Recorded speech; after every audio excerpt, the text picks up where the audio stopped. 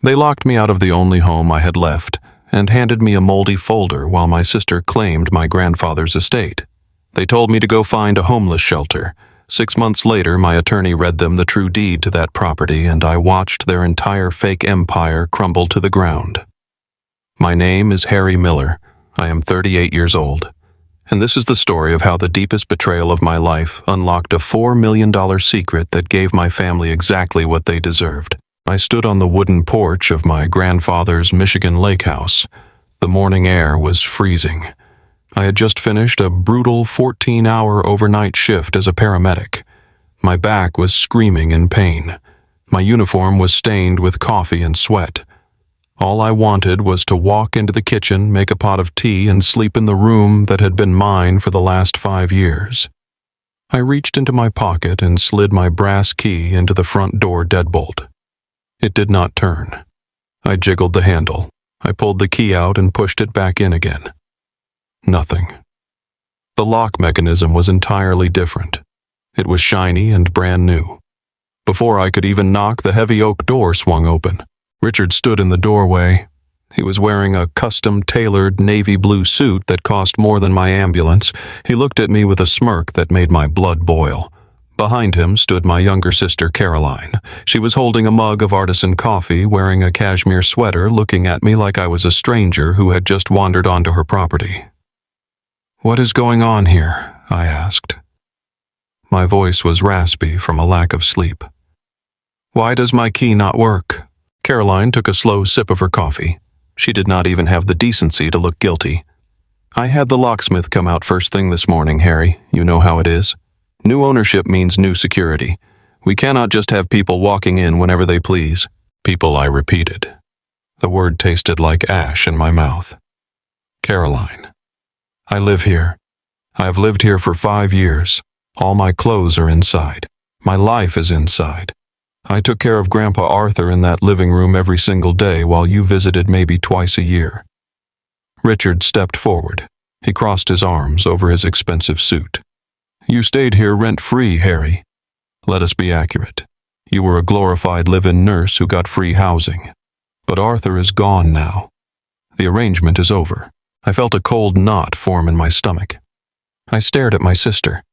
Yesterday was the official reading of Grandpa Arthur's will at the lawyer's office in downtown Detroit. I had begged my supervisor for the afternoon off, but there was a massive multi-car pileup on the interstate. I was on duty. I was pulling people out of crushed vehicles while my family sat in leather chairs and carved up the only real family asset we had. I had texted Caroline to tell her I would be late. She had texted back telling me not to worry about it. Now I understood why. "Tell me exactly what happened yesterday," I demanded. I planted my boots firmly on the porch boards. Caroline sighed. She rolled her eyes like I was a child asking a stupid question. The lawyer read the will, Harry. "Grandpa left the lake house property to me. It is in writing, signed and notarized. Richard and I are building a real family. We have children to think about. We need a summer estate to host our country club friends and Richard's business partners. This house is a perfect asset for our social circle." "What were you going to do with it? Sit around and watch television between your minimum wage ambulance shifts?" Her words hit me like a physical blow. Building a real family. That was the phrase my parents always used to justify why Caroline got whatever she wanted. She married a flashy mortgage broker. She lived in a gated community. I was just the blue-collar worker who chose to save lives instead of chasing corporate bonuses. "I took care of him," I said, my voice rising. "When he had his strokes, I was the one who woke up at 3 a.m. to carry him to the bathroom. I was the one who crushed his pills into his applesauce. I patched the roof on this house. I painted these walls. You never lifted a finger, Caroline. And we are so grateful for your community service," Richard interrupted. His tone was dripping with heavy sarcasm. "But sentiment does not override a legal document. The deed transfers to Caroline. We are going to gut this place. We are knocking down these cheap walls and building a modern glass mansion. We already have the contractors lined up, so we need you out of here today." "I have nowhere to go," I said. "My name is on the utility bills. You cannot just lock me out on a Tuesday morning without a legal eviction notice." Richard laughed. It was a loud, barking laugh that echoed across the quiet lakefront. I am a real estate broker, Harry. Do not try to quote property law to me. You never had a lease. You were a guest, and your invitation has expired. Caroline reached over to a small table near the entryway. She picked up a thick, water-damaged manila folder. It looked like it had been sitting in a damp basement for 20 years. The edges were curling, and it smelled strongly of mildew and old paper. She held it out to me using only 2 fingers like it was a piece of trash she did not want to touch. Grandpa did not completely forget you, Caroline said, her voice laced with fake pity. He left you this. The lawyer said it was specifically for you. Go ahead, take your inheritance. I reached out and took the damp folder. It felt heavy but fragile. I opened the flap. Inside were a bunch of old surveying maps from the 1990s. The paper was yellowed and covered in faded ink lines. Tucked between the maps was a single property deed that looked completely irrelevant. There was no money. There were no keys. There was just moldy paper. Richard pointed at the folder and chuckled. Maybe you can use those old maps to find a homeless shelter, Harry. Or maybe you can build a paper tent. Either way, you are not stepping foot inside this house again. I told the movers to box up your cheap clothes. The boxes are sitting by the garage. Take them and leave. My hands were shaking. I clutched the mildewed folder to my chest. I wanted to scream. I wanted to punch Richard right in his perfectly shaved face. But before I could react, a massive black SUV turned down the gravel driveway. It crunched to a halt right behind my rusted Ford Explorer. The doors opened and my parents stepped out. My father Gerald adjusted his golf polo. My mother Linda grabbed her designer purse. I felt a sudden surge of hope. Surely my parents would see how insane this was. Surely they would step in and stop Caroline from throwing me out into the freezing cold after I had sacrificed 5 years of my life to keep their own father out of a nursing home. Mom! Dad, I called out, walking down the porch steps toward them. You need to talk to Caroline. She literally changed the locks on me while I was working a night shift. She is trying to throw me out on the street. My mother did not rush to comfort me.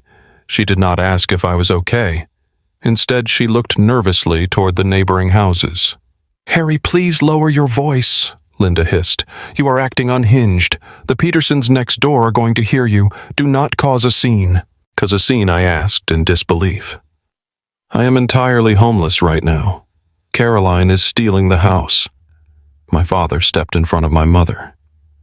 He looked at me with the exact same expression of disappointment he had worn since I was a teenager. To Gerald, a man's worth was measured strictly by his bank account.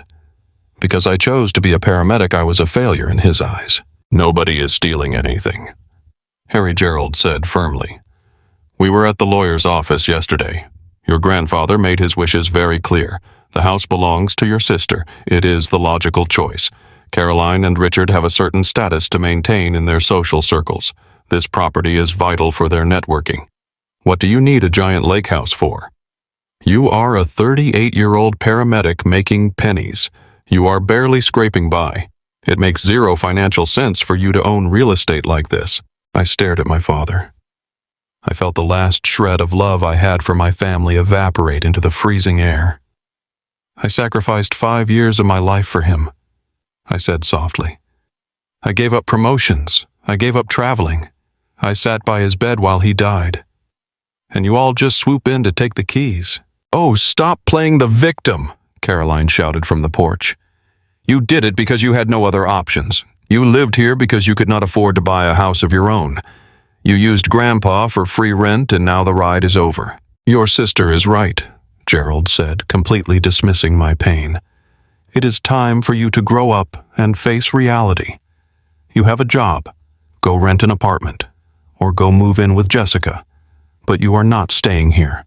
Grab your boxes and pack your bags. We are having the demolition crew come by tomorrow to start tearing down the interior, and we do not want your junk in the way. I looked at my mother. She looked away, refusing to meet my eyes. She was fully complicit in this. They had all sat in that lawyer's office yesterday and agreed to throw me away like a broken tool. I was useful when Grandpa needed his diapers changed and his heart medication administered. Now that the dirty work was done, the golden child was stepping in to claim the prize. I looked down at the moldy folder in my hands. It smelled like decay. It felt like a massive slap in the face from a man I thought loved me. Why would Grandpa Arthur let them do this? Why would he leave me nothing but useless, rotting paper while giving my cruel sister the estate I bled to maintain? I did not say another word. There was no point.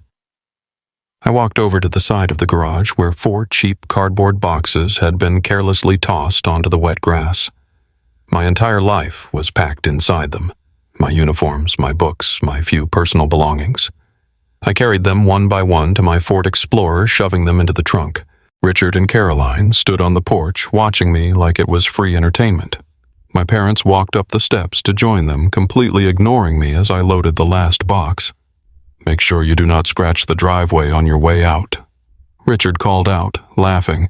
"We are having it repaved next week." I slammed the trunk of my car shut. The sound echoed like a gunshot. I got into the driver's seat, my hands gripping the steering wheel so hard my knuckles turned white. I started the engine.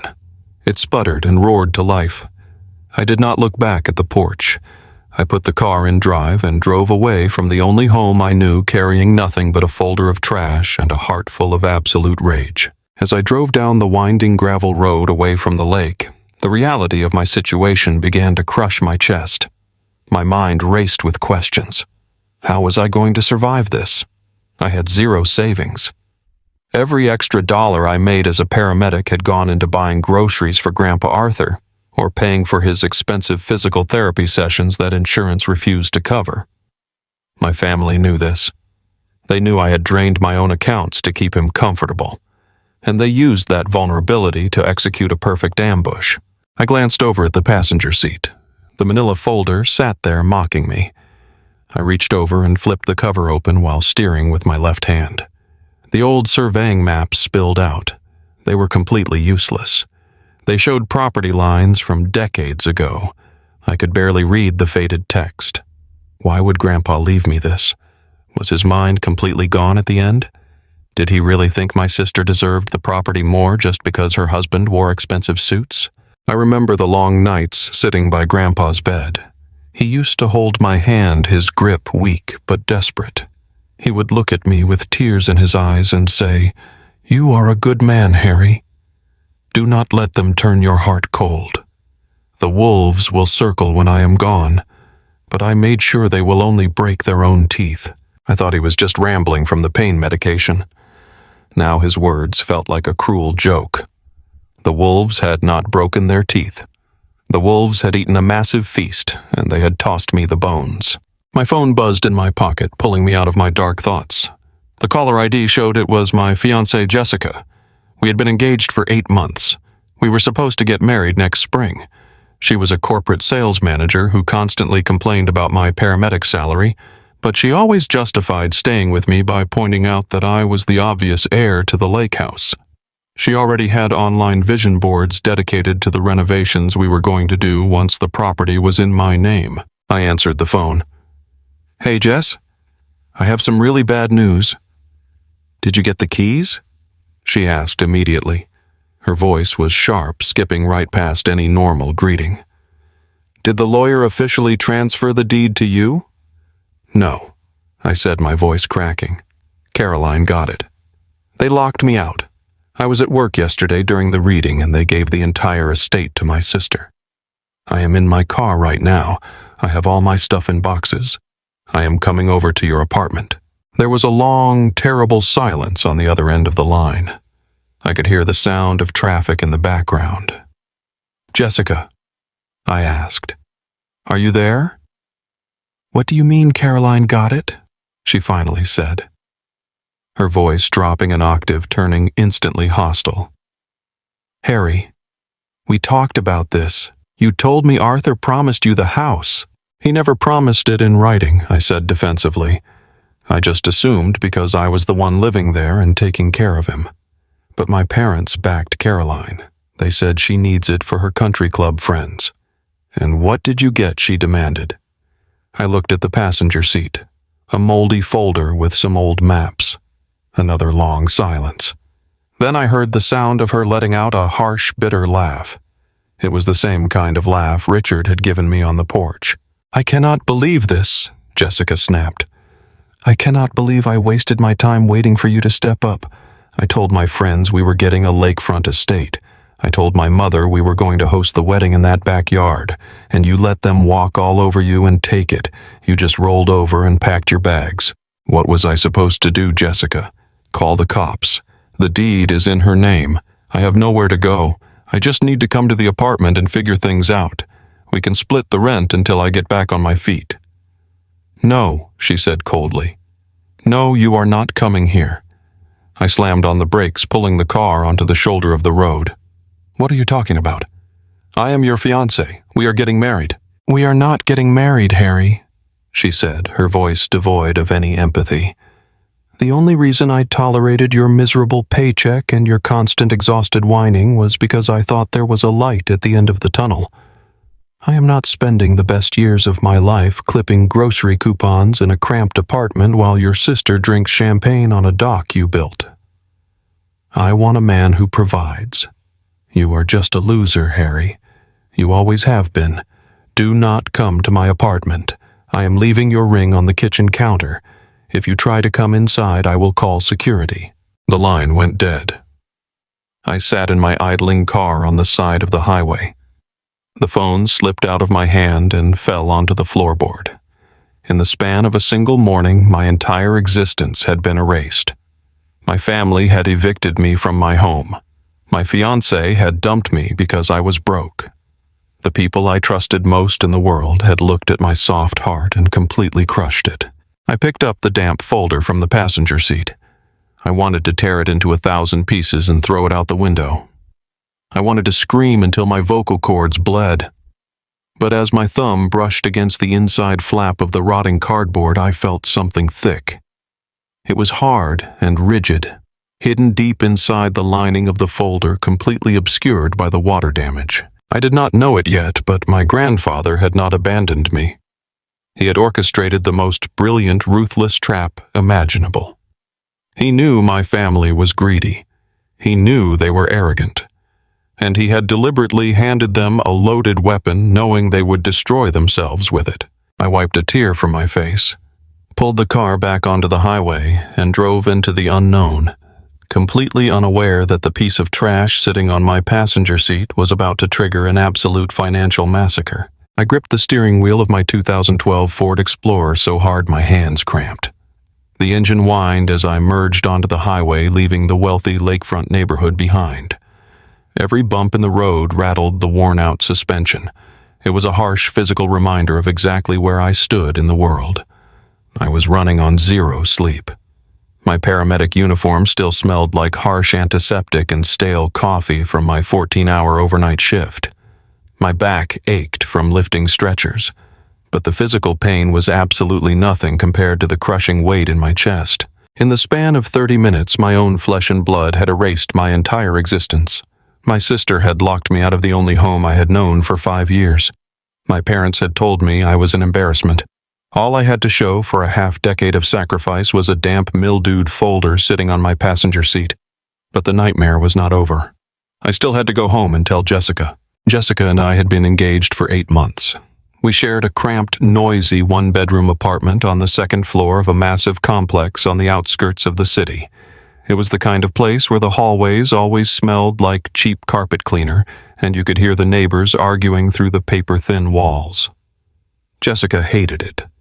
She was a corporate sales manager with a sharp mind and an even sharper ambition. She wore designer clothes she bought on clearance and spent hours curating a perfect social media presence. When we first started dating, she told me she admired my dedication.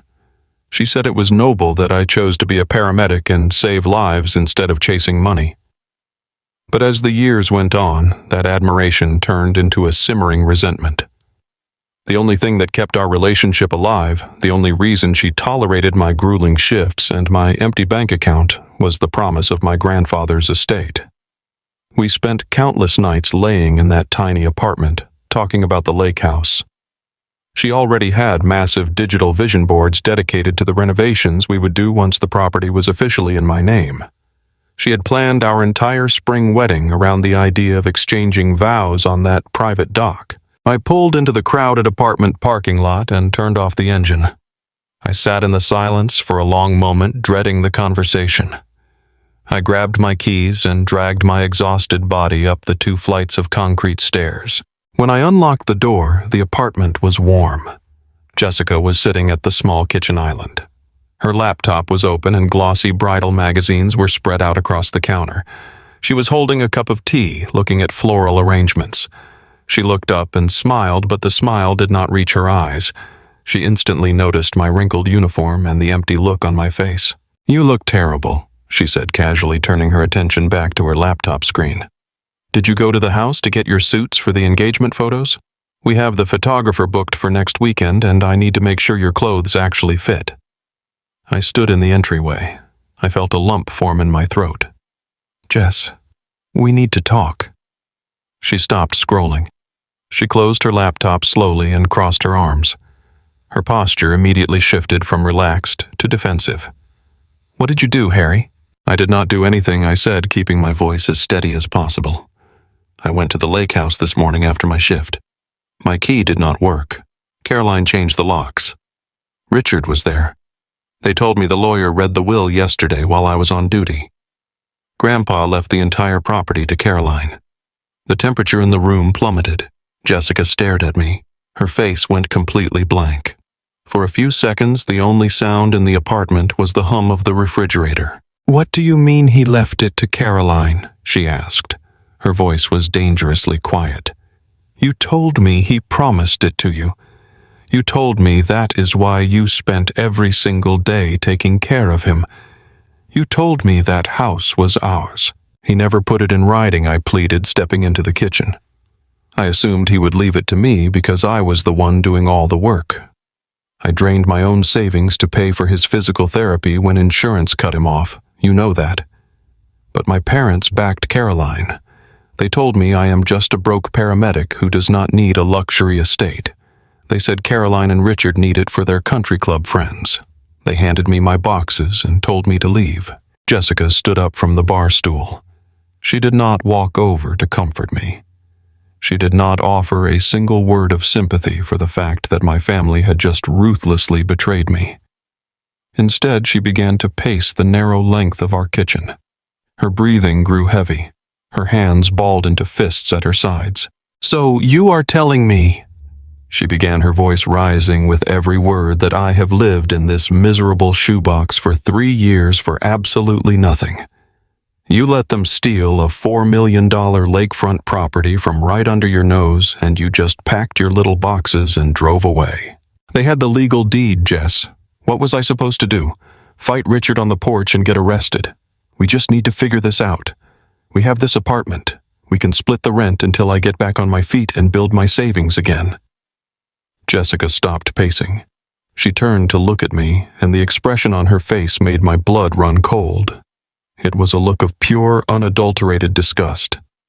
It was the exact same look my sister had given me earlier that morning. "Figure this out," she echoed, letting out a harsh, bitter laugh. "There is no figuring this out, Harry.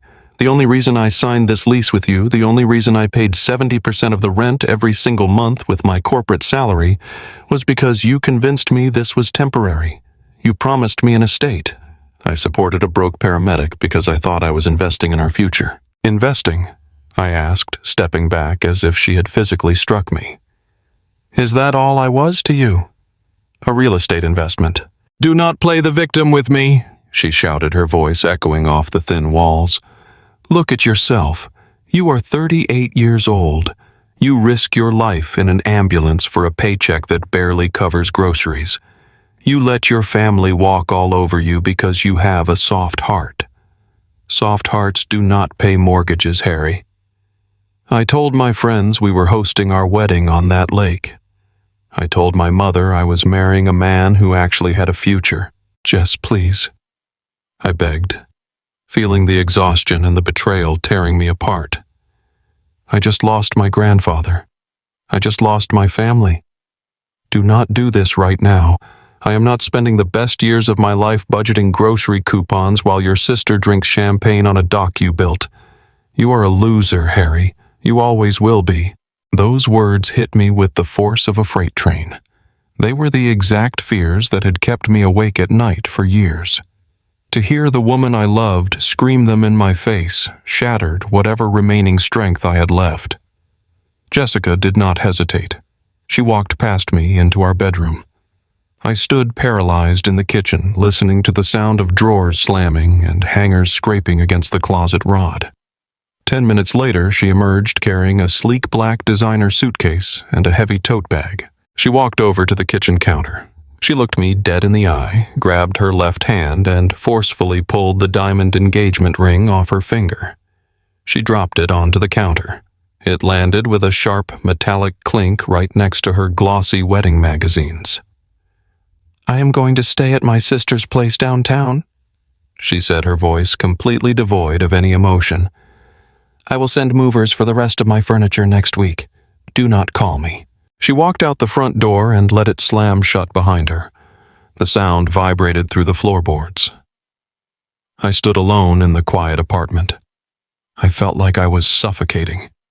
I walked over to the cheap fabric sofa and collapsed into it, burying my face in my hands. I do not know how long I sat there. The sun began to set, casting long, dark shadows across the living room. Then my phone buzzed on the coffee table. It was an incoming email from Mike, our building landlord. I opened the message. My stomach dropped to the floor. Jessica had not just left me. She had immediately emailed the landlord to formally terminate her portion of the month-to-month lease. Because she was the primary earner, her credit score and her income were the only reasons we had qualified for the apartment in the first place. The email from Mike was brief and entirely devoid of sympathy. "Harry, I received notice from Jessica that she is vacating the premises and removing her financial guarantee.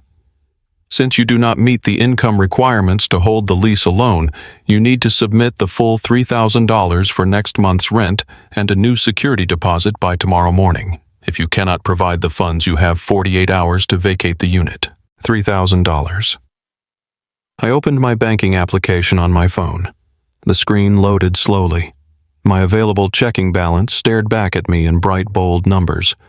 $142. I had given my last spare $1,000 to the pharmacy just last week to cover Grandpa Arthur's out-of-pocket pain medication. I had nothing left. I could not borrow money from my parents. They had already told me to buy a bus ticket out of town. I could not ask my sister.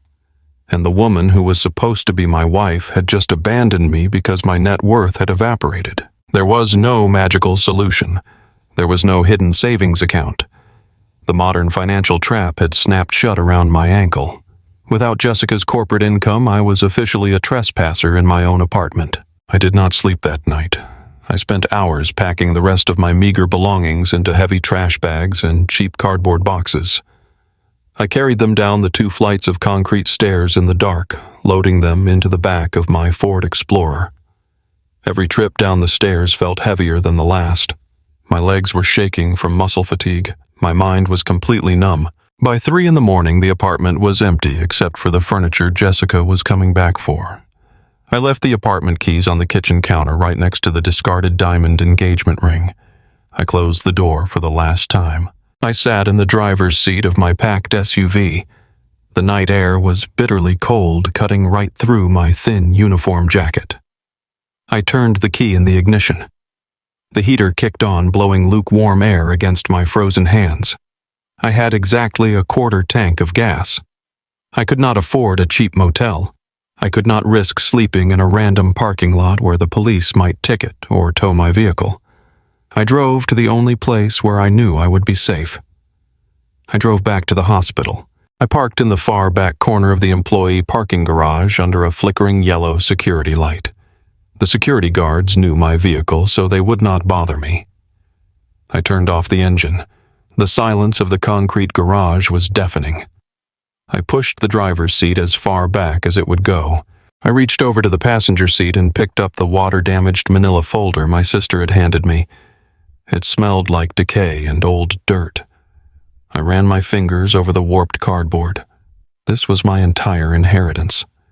A pile of rotting paper that had cost me my family, my home, my fiancé, and my future. I pulled my thin jacket tight across my chest, shivering in the cold, damp air of the car. I clutched the mildewed folder to my chest, closed my eyes, and prepared to endure the longest and darkest night of my life. The freezing water from the hospital locker room shower head hit my back like tiny needles. I stood there on the cold ceramic tile, letting the icy stream wash over my exhausted muscles. It was 5 in the morning. I had not slept a single minute since I packed my entire life into my Ford Explorer and drove away from my apartment. My neck throbbed with a dull, persistent ache. My lower back felt like it was made of shattered glass from years of lifting heavy stretchers. But the physical pain was completely overshadowed by the mental loop playing inside my head. Every time I closed my eyes, I saw my sister Caroline standing on the porch of the lake house, holding her artisan coffee. I saw Richard laughing in his $3,000 suit. I saw Jessica dropping my engagement ring onto the kitchen counter and walking out the door. I turned off the shower and grabbed a scratchy white towel. The fluorescent lights above buzzed with a sickening and steady hum. I wiped the condensation off the mirror and stared at the man looking back at me. I looked 10 years older than 38. My eyes were bloodshot and sunken with heavy dark bags underneath them. My skin was pale and drawn. I was a man who had done everything right. I had sacrificed my youth, my savings, and my personal freedom to take care of my dying grandfather. I had worked double shifts to pay for his physical therapy when his insurance ran out, and my reward for 5 years of loyalty was total absolute ruin. I put on my freshly laundered paramedic uniform. It was the only clean set of clothes I had left in my car. The fabric felt stiff and unfamiliar against my skin. Normally, putting on this uniform gave me a profound sense of pride. It was proof that I mattered to society. It was proof that I helped people in their darkest moments. Today, it just felt like a heavy costume I was forced to wear because I had absolutely nothing else. I grabbed my thermos of stale coffee from my locker and walked out to the ambulance bay. The morning started with back-to-back emergency calls. We responded to a minor traffic collision on the interstate and a severe allergic reaction at a downtown diner. By noon, my body was running entirely on dangerous amounts of adrenaline and cheap caffeine. My partner Dave was driving the ambulance. He kept glancing over at me from the driver's seat. He asked me twice if I was feeling all right. I told him I was just fighting off a mild cold. I could not tell him the truth. I could not say out loud that I was officially homeless and living out of my trunk in the hospital parking garage. If the department found out I was living in my vehicle, they would force me to take a mandatory mental health leave. I desperately needed the paycheck. I could not afford to miss a single hour of work. At 2 in the afternoon, the radio crackled. Dispatch sent us to a quiet residential neighborhood for an elderly male experiencing severe respiratory distress. When we arrived, the scene was chaotic. The patient was an 82-year-old man. He looked so much like my grandfather Arthur that my chest physically seized the moment I walked through the front door.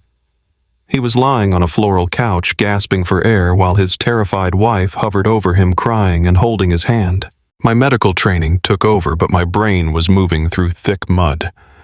The sheer exhaustion was a heavy blanket pulling me down into a fog.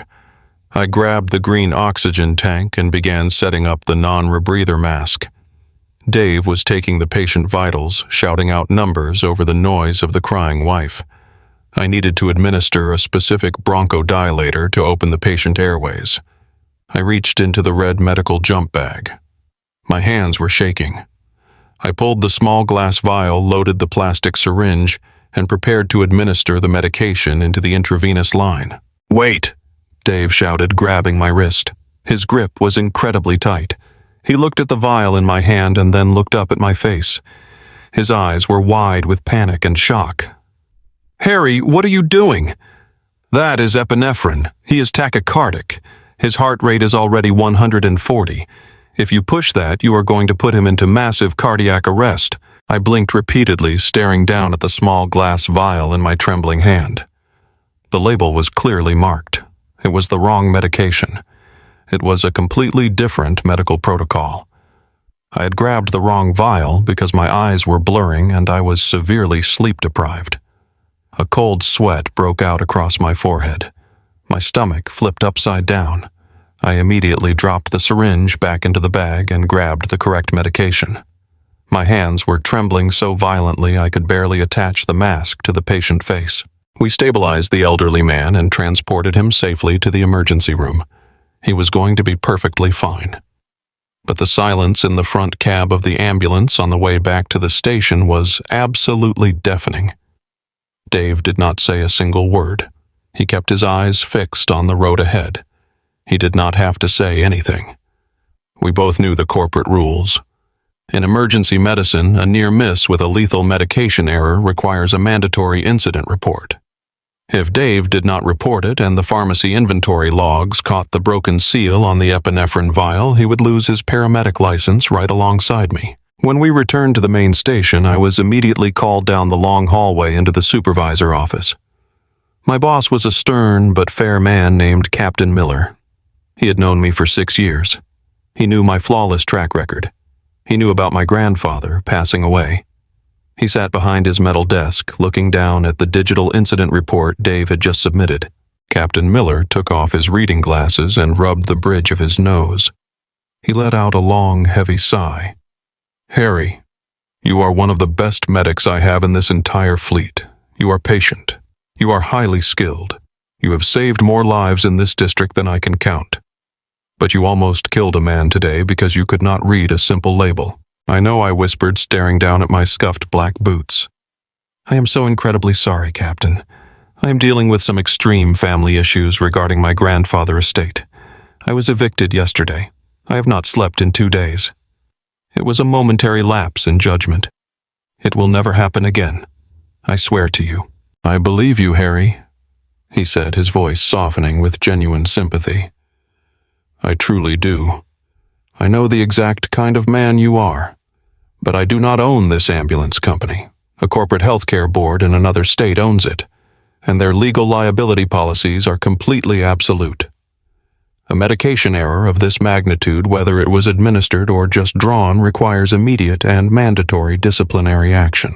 My heart stopped beating in my chest. "Please, Captain," I begged, gripping the edges of his metal desk. "I need this job to survive. You do not understand the situation. I have absolutely nothing right now. I just lost my apartment. I just lost my fiancée. If you fire me today, I will not survive this month." "I am not firing you, Harry," he said slowly, sliding a single piece of printed paper across the desk. "But my hands are tied by human resources. I have to put you on a 30-day suspension. It is mandatory pending a full safety review and a retraining protocol." I looked down at the paper. At the very bottom, the words "unpaid suspension" were printed in bold black letters. Unpaid. 30 days without a single dollar of income. It was an absolute financial death sentence. I signed the paper with a trembling hand. I handed the black pen back to Captain Miller. He looked at me with deep concern in his eyes. "Go home, Harry," he said softly. "Get some sleep. Take care of your family business. We will see you in a month when your mind is clear." I nodded blindly. Go home. The phrase was a cruel and bitter joke. I had no home to go to. I walked out of the ambulance station in a complete daze. The late afternoon sun was hiding behind thick gray Michigan clouds. The wind was picking up, biting through my thin uniform jacket. I walked across the vast concrete parking lot and climbed into the cold driver's seat of my Ford Explorer. The car was freezing. The temperature had dropped significantly over the last few hours. I sat in the complete silence, listening to the wind howl against the glass windows. I reached into my right pocket and pulled out my cell phone. I opened my banking application one more time, praying to a God I was not sure I believed in that maybe a delayed direct deposit had magically appeared. The loading circle spun for a few seconds. The screen finally refreshed. $142. That was my entire liquid net worth. That was the grand total of my existence after 38 years of hard work and honest living. I was 38 years old. I had no fiancé to hold me. I had no family to support me. I had no home to sleep in, and now I had no job to pay for my next meal. The absolute totality of my failure crashed down on my shoulders all at once. The oxygen left my lungs. I could not breathe. My chest heaved and I let out a loud, agonizing sob. The tears came hot and fast, burning my cold cheeks. I slammed my fists against the steering wheel over and over again until my knuckles bruised and ached. I screamed into the empty car, letting out all the rage and the sorrow and the bitter humiliation that had been building inside my soul for the last 48 hours. I stopped hitting this wheel and leaned my head back against the headrest, gasping for air. I looked over at the passenger seat.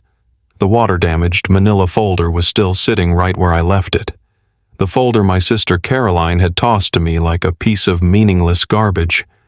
The grand inheritance from the man I had sacrificed my entire life for. I reached over and grabbed the damp cardboard. I pulled out the yellowed surveying maps and threw them violently against the dashboard. They fluttered down onto the dirty floor mats. I stared at the old property deed underneath them. It looked completely meaningless. I gripped the fragile edges of the folder, wanting to tear it to shreds and throw it out the window. "Why did you do this to me, Grandpa?" I shouted into the silent car. My voice was hoarse and broken. "I gave you everything I had. I wiped your mouth when you could not eat. I bathed you when you could not stand. I spent my last dime making sure you were not in pain. And you let them take the house. You gave my cruel sister a luxury estate, and you gave me a pile of wet trash. You knew they would throw me out on the street. You knew I would have absolutely nothing.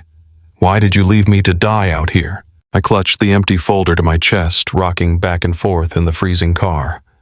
The physical cold was seeping through my uniform, chilling my bones, but it was absolutely nothing compared to the cold betrayal deep in my heart. My grandfather had been my hero. He was the only person who ever told me he was proud of my career. But in the end, he had proven my father and my fiancée completely right. I was just a naive loser. I was the fool who worked for free while the smart people secured the valuable assets. The wind outside grew louder, shaking the heavy metal frame of the SUV. The gas gauge light flickered on, illuminating the dark dashboard with a dull orange warning. Low fuel. I could not even afford to keep the heater running to stay warm. I turned off the engine, plunging the car back into total silence and biting cold. I leaned into the back seat and pulled a thin wool blanket from one of the cardboard boxes. I wrapped it tightly around my shivering shoulders. I lay down across the front seats, resting my head against the frozen passenger window. I held the mildewed folder tightly in my hands, refusing to let it go, even though it represented the greatest insult and heartbreak of my life. I stared up at the dark concrete roof of the parking garage, completely stripped of my dignity, my hope, and my spirit. I closed my eyes as the tears continued to freeze on my face, waiting for a morning that I no longer wanted to see. I woke up shivering uncontrollably. The morning sun was just starting to pierce through the thick concrete pillars of the hospital parking garage, but it brought absolutely no warmth to the inside of my vehicle. My spine was completely locked up from sleeping awkwardly across the front bucket seats of my Ford Explorer. My stomach twisted into a violent knot. I was starving. I had not eaten a real meal in almost 48 hours. I sat up and rubbed my bloodshot eyes, trying to shake away the nightmare of the previous day. But the nightmare was my absolute reality. I was suspended without pay. I was completely homeless. I was entirely alone in the world. I reached for my phone and checked the time. It was Sunday morning, 11:15. I knew exactly where my family was right at this very moment. Every Sunday for the past 20 years, my parents attended their upscale community church and immediately drove to the Oak Ridge Country Club for a lavish, expensive brunch. It was a strict, non-negotiable family tradition. For the last 5 years, I had been completely excused from it because I was busy feeding my grandfather or working emergency medical shifts. I stared at my reflection in the rearview mirror. My uniform was horribly wrinkled and smelled like old sweat and antiseptic. My face was pale and covered in a rough layer of unkempt stubble. I looked like a man who had completely given up on life. I hated myself for what I was about to do next. I was going to swallow the very last ounce of my pride and beg the people who had just ruthlessly evicted me for a financial lifeline. I did not want their pity. I just needed enough cash to secure a cheap motel room for a week and buy some basic groceries while I figured out how to survive my 30-day suspension. I turned the key in the ignition. The engine coughed twice before finally starting. I put the car in gear and drove toward the wealthy suburbs. The Oak Ridge Country Club was a massive, sprawling estate surrounded by perfectly manicured green lawns and towering ancient oak trees. I pulled my rusted, dirty Explorer up the long, paved driveway, feeling the heavy, judgmental stares of the uniformed valet attendants. I parked near the far back of the lot, well away from the shiny line of imported luxury sedans and sports cars. I turned off the engine and took a long, deep breath, trying to steady my shaking hands. I stepped out of the car. The crisp autumn air bit right through my thin jacket. I walked through the grand glass double doors of the main clubhouse. The interior smelled of expensive roasted coffee, fresh gourmet pastries, and rich polished leather. The massive dining room was filled with wealthy families dressed in pristine Sunday attire. The soft, elegant clinking of silver forks against fine china echoed through the vast room. I felt entirely out of place. I stuck out like a sore thumb in my stained and wrinkled paramedic uniform. I ignored the hostile whispers of the front hostess and walked straight into the main dining hall. It did not take me long to spot them. They were sitting at a prime exclusive table near the massive floor-to-ceiling windows overlooking the pristine 18th hole of the golf course. My father Gerald was sipping a bright orange mimosa. My mother Linda was delicately picking at a plate of fresh tropical fruit. Caroline and Richard sat across from them laughing loudly about something. They looked like a picture-perfect wealthy American family. They looked incredibly happy and relaxed. My sudden devastating absence had not affected their Sunday morning appetite in the slightest. I forced my heavy boots to move forward across the plush carpet. As I approached the table, my mother was the first to see me. Her polite smile instantly vanished. Her face went pale and she physically recoiled, pressing her back against her padded chair as if I was carrying a contagious disease. Caroline stopped laughing immediately. She looked me up and down with an expression of pure, unadulterated disgust. "Harry," my mother hissed under her breath, looking frantically around the dining room to see if any of her wealthy socialite friends were watching us. "What on earth are you doing here? You look completely disheveled and filthy. People are staring at you. You are ruining our morning." I gripped the back of an empty wooden chair to keep my physical balance. "I am sorry to interrupt your brunch," I said. My voice was raspy and weak from exhaustion. "But I am in serious trouble. I desperately need help." Richard leaned back in his chair and let out a loud, arrogant laugh. He flagged down a passing waiter, pointing a manicured finger directly at my chest.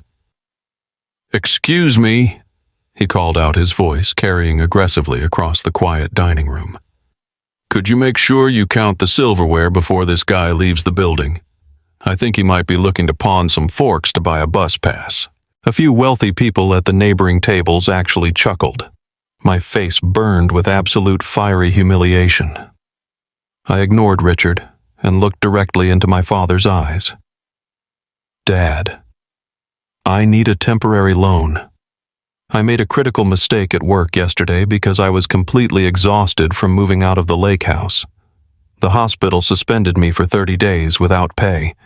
Jessica dumped me and kicked me out of the apartment because I lost the inheritance. I spent last night sleeping in my freezing car in the hospital parking garage. I have exactly $142 to my name. I just need a small loan to get a motel room so I do not freeze to death on the street this week." My father slowly set his crystal mimosa glass down on the crisp white tablecloth. He did not look sympathetic. He did not look worried for his son. He looked deeply, intensely annoyed. "You crash our Sunday brunch looking like a dangerous vagrant to beg for a financial handout?" he asked, his voice dripping with heavy condescension. "You are 38 years old, Harry. You are a grown man. Do you have any idea how deeply embarrassing it is to have my adult son walk into my private country club looking like a beggar off the street? I am not begging for a handout, I pleaded, feeling the harsh sting of tears threatening my eyes. I am asking my family for a temporary emergency loan. I will pay you back every single cent as soon as my suspension is lifted and I can work again. Caroline scoffed, taking a delicate bite of a buttery croissant. You really are pathetic, Harry. You expect Mom and Dad to constantly finance your personal failures just because your little girlfriend finally realized you have zero ambition.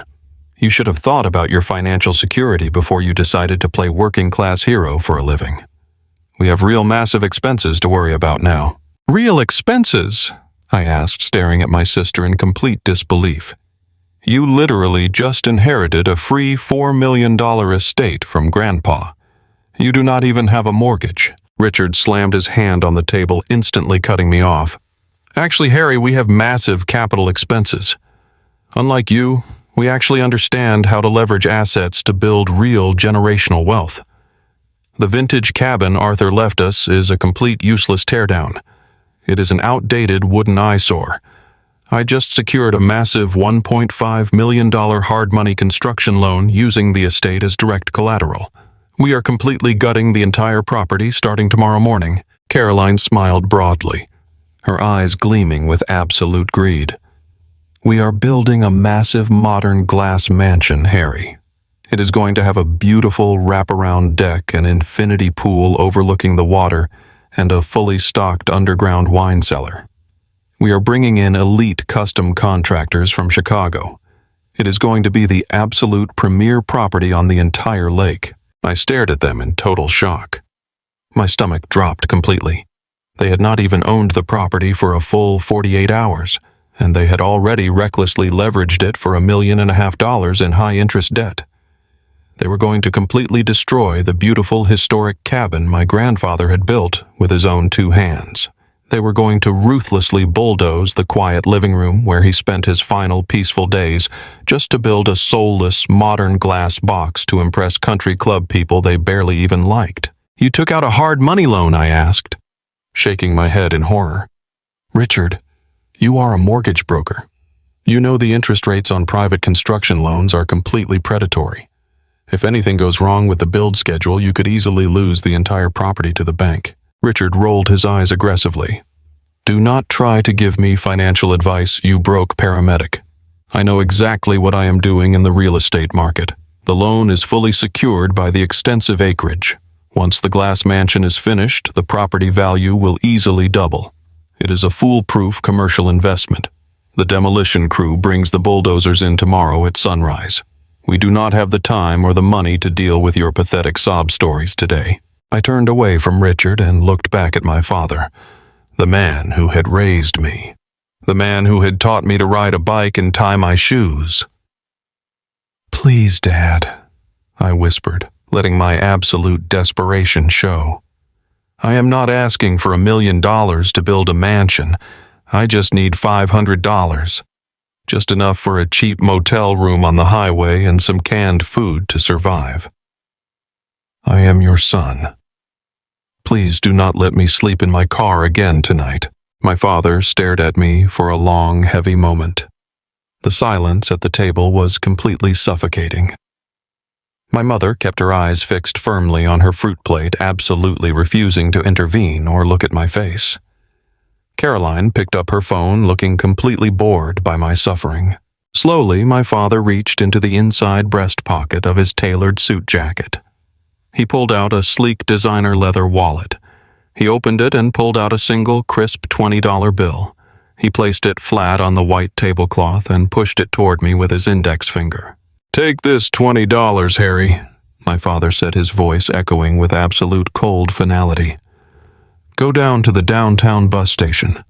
Buy a one-way ticket out of town. Go somewhere where nobody knows my last name. You have chosen your weak path in life, and it has led you exactly where you belong. You are an embarrassment to this family. You always have been. Now take the cash and get out of my sight before I have the club manager physically escort you off the premises. I stared at the $20 bill resting on the pristine white fabric. It was the ultimate fatal insult. It was not just a financial rejection. It was a complete and total dismissal of my existence as a human being. For 5 grueling years, I had kept their father out of a sterile nursing home. I had saved them hundreds of thousands of dollars in medical care through my own sweat and unpaid labor. And this was my absolute value to them in my darkest hour. $20 and a strict command to disappear forever. A strange, powerful calm suddenly washed over my entire body. The panic and the desperate fear that had been suffocating me for 2 days completely evaporated. I realized right then and there that I did not have a family. I had a group of strangers who merely shared my genetics. They were hollow, greedy people who worshipped money and social status far above human life and loyalty. I did not reach for the money. I stood up straight, pulling my shoulders back. I looked at my father, then at my mother, then at Caroline and Richard. I committed their smug, arrogant faces to my memory. "Keep your money, Dad," I said, my voice perfectly steady and completely devoid of emotion. "I am going to figure this out entirely on my own. But I want you to remember this conversation. Remember exactly how you treated me today when I had nothing. Because the next time we speak, I promise you the situation will be entirely different." I turned around and walked away from the table. I did not look back. I marched proudly through the dining room past the staring wealthy patrons and straight out the grand double doors of the country club. The cold wind hit my face, but I did not shiver. I walked back to my beat-up Ford Explorer and climbed inside the freezing cabin. I was officially dead to my family. I was entirely on my own. I reached over to the passenger seat and picked up the damp, mildewed folder my sister had thrown at me yesterday. If this was truly all I had left in the world, I was going to find out exactly why my grandfather had given it to me. I turned the key in the ignition and drove away from the country club, leaving my past behind me forever. I woke up shivering uncontrollably. The morning sun was just starting to pierce through the thick concrete pillars of the hospital parking garage, but it brought absolutely no warmth to the inside of my vehicle. My spine was completely locked up from sleeping awkwardly across the front bucket seats of my Ford Explorer. My stomach twisted into a violent knot. I was starving. I had not eaten a real meal in almost 48 hours. I sat up and rubbed my bloodshot eyes, trying to shake away the nightmare of the previous day. But the nightmare was my absolute reality. I was suspended from my job without pay. My fiancée had thrown my ring on the counter and abandoned me. My family had explicitly told me to leave town. I was entirely alone in the world with exactly $142 to my name. I reached into the center console of my car and pulled out a small, worn leather pouch. I untied the thick leather string and dumped the contents into my freezing palm. A heavy antique solid brass navigation compass fell into my hand. My grandfather Arthur had given it to me when I was 12 years old. He told me it would always help me find my true north when the world got too dark. It was the only item of real sentimental value I had managed to grab from my bedroom before my sister Caroline completely changed the locks on the lake house. I stared at the scratched brass surface. It felt like a massive betrayal to sell the only memory I had left of him, but I was literally fighting for my basic daily survival. If I did not get cash to secure a cheap motel room and buy groceries, I was going to collapse. I had no other choice. I put the compass in my jacket pocket, grabbed the damp, mildewed folder off the passenger seat, and drove toward the older industrial side of the city. The pawn shop was located on a run-down street flanked by empty, abandoned storefronts and cracked concrete sidewalks. A faded neon sign buzzed loudly above the heavy iron-barred windows. I pushed the heavy glass door open and walked inside. The air smelled strongly of old dust brass polish and stale tobacco. Glass display cases were crammed with forgotten lives. Cheap acoustic guitars, old watches, tarnished wedding rings, and heavy power tools. Every single item in the room was a physical monument to someone else experiencing absolute desperation. I walked up to the main counter. Behind the thick, scratched plexiglass stood an elderly man with thick, wire-rimmed glasses and a heavy gray beard. He was polishing an old silver pocket watch with a dirty cloth rag. I placed the small leather pouch on the glass counter. I pulled out the heavy brass compass and slid it carefully through the small opening under the glass security barrier. "I need to sell this," I said, my voice dry and completely devoid of any emotion. "I do not want a short-term loan. I just need a straight cash offer." The old man set down his cleaning rag. He picked up the brass compass with careful, weathered hands. He examined the weight of it in his palm. He turned it over and closely inspected the thick glass face. "It is a beautiful piece," he said, his voice raspy like dry leaves. "Late 1940s military navigation equipment, solid brass casing. You do not see reliable craftsmanship like this anymore. People today just use their digital cell phones. They rely on corporate satellites instead of learning how to read the actual physical Earth." He flipped the compass over and ran his thumb across the back casing. "There is an old custom engraving here," he noted, squinting heavily through his thick glasses. "To Arthur. May you always find your way home." The old man stopped moving. He looked up from the brass instrument and stared directly into my tired eyes. "Arthur?" he asked softly. "You would not happen to be related to Arthur Miller by any chance, would you?" I felt a sudden painful tightening in my chest. "Yes," I replied defensively. "Arthur Miller was my grandfather. He passed away a few weeks ago." The old man let out a long, heavy sigh and slowly lowered the compass back onto the glass counter. "I am truly sorry to hear that, son," he said, shaking his head sadly. "My name is Robert. I knew your grandfather decades ago. We used to go fishing down by the old county reservoir before it got commercialized and ruined. Arthur was a rare breed of man. He was tough as nails, but he had a deeply generous spirit. He always told me that you could measure the true character of a man by what he did when he thought nobody was watching him. He was intensely private about his wealth and his properties. He absolutely hated the flashy country club crowd. He told me once that money was a terrible master, but an excellent servant. Hearing Robert talk about my grandfather made my throat burn with unshed tears. It was exactly the man I remembered taking care of. But it completely contradicted the man who had supposedly left his entire $4 million estate to my greedy sister while leaving me totally homeless. "I guess his mind changed at the very end," I said, bitterly, placing my damp manila folder on the counter so I could lean forward. "He left his entire fortune to my sister and her arrogant husband. He left me nothing but the clothes on my back and this rotting folder full of absolute garbage. I just need to know how much cash you can give me for the compass, Robert. I am sleeping in my car and I need to buy food today." Robert looked at me with deep paternal sympathy. He reached toward his heavy metal cash register. But as his hand moved across the counter, his eyes darted down to the damp folder resting under my elbow. He paused completely, freezing his movement. He leaned closer, pushing his thick glasses up the bridge of his nose. "May I see that folder for a second, son?" he asked, pointing a calloused finger at the rotting cardboard. I frowned, completely confused by his sudden interest. "It is just garbage," I said.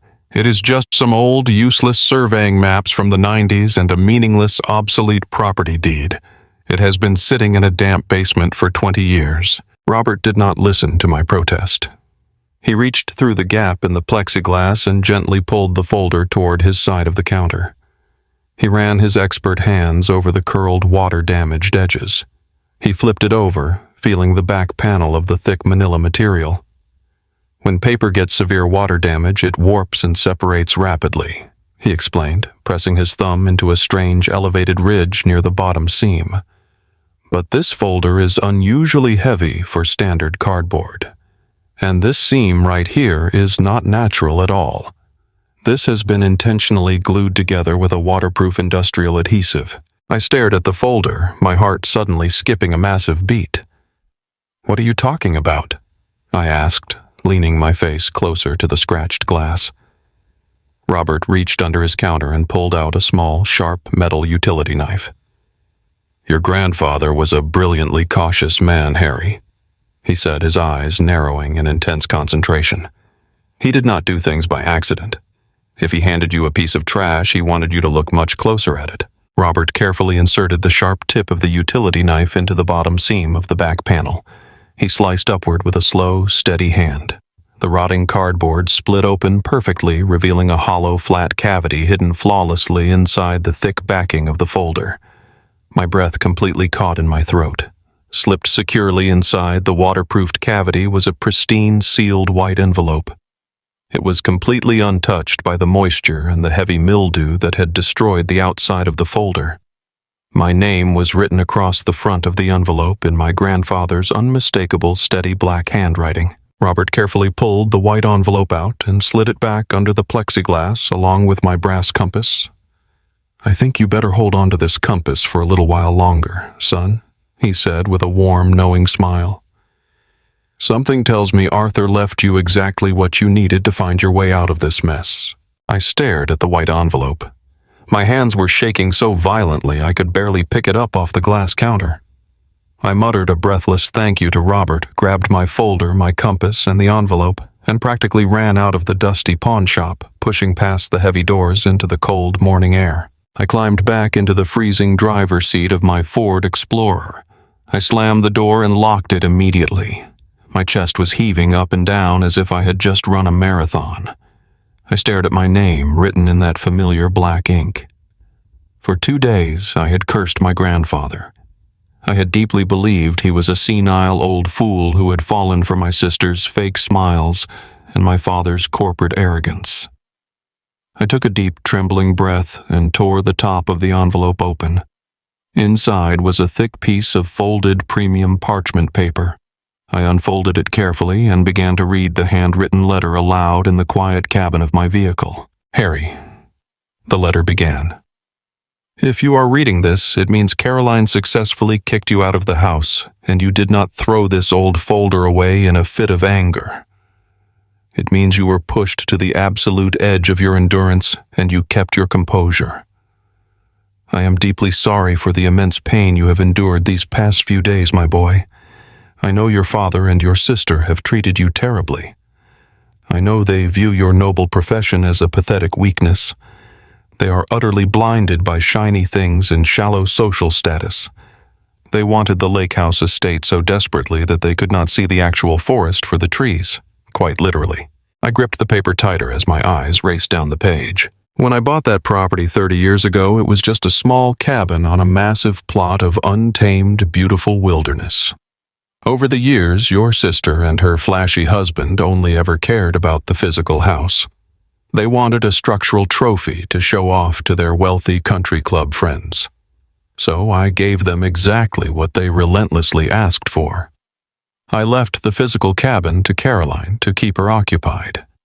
But what they did not bother to research was the legal zoning of the estate. 3 years ago, I quietly hired a private surveyor and subdivided the entire property. I drew a new absolute property line directly around the cabin, leaving Caroline with exactly 1/2 of an acre of dirt. The other 40 acres of prime old growth forest that completely surround her tiny parcel. The miles of pristine private lake shoreline. The massive water rights. And most importantly, the only private paved access road that connects the physical cabin to the main public highway. They do not own any of that. You do." My jaw dropped open. I literally stopped breathing as I read the final paragraph. "The vintage property deed inside this folder legally transfers the absolute ownership of the surrounding 40 acres and the private access road directly into a blind corporate trust entirely in your name. Your sister is legally landlocked. She owns a hollow wooden box completely surrounded by your massive kingdom. Read the deed carefully, son. Then call my personal attorney, Thomas Sterling. He is fully expecting your call. Do not let your soft heart give them any mercy. Let their own staggering greed build their personal gallows. I love you, Harry. You are the only true Miller left." I read the final sentence 3 consecutive times. My mind was violently reeling, trying to process the absolute staggering magnitude of what I was currently holding in my hands. My sister Caroline and her arrogant husband Richard thought they had scored a massive multi-million-dollar victory over me. They thought they had legally stolen the crown jewel of our entire family legacy. But Grandpa Arthur had played them like a brilliant grandmaster on a massive chessboard. He had given them the tiny piece of cheese, and he had given me the entire heavy steel mousetrap. The old faded surveying maps in the folder were not useless trash at all. They were the precise legal boundaries of my spectacular new empire. The hot tears that had burned my tired eyes earlier this morning were completely gone. The heavy, crushing weight of my sudden homelessness and my recent unpaid job suspension completely vanished into thin air. I looked out the dirty car window at the busy city street passing by. The gray world suddenly looked completely different to me now. My grandfather had not abandoned me in my darkest hour. He had weaponized my family's own vile arrogance directly against them. I carefully folded the letter and placed it back into the pristine white envelope. I picked up my cell phone from the passenger seat. I still had exactly $142 in my checking account, but I was currently holding the ironclad deed to 40 acres of premier Michigan lakefront real estate. I dialed the phone number printed at the bottom of the old surveying map and waited patiently for attorney Thomas Sterling to answer the line. It was finally time to spring the trap. I drove away from the pawn shop with my hands gripping the steering wheel so tightly my knuckles turned completely white. My heart was hammering against my ribs like a trapped bird. Just an hour ago, I was a broken man, ready to sell the last precious memory of my grandfather just to buy a cheap meal and a motel room. Now I was holding a pristine white envelope containing a handwritten letter that turned my entire tragic reality completely upside down. My grandfather had not abandoned me.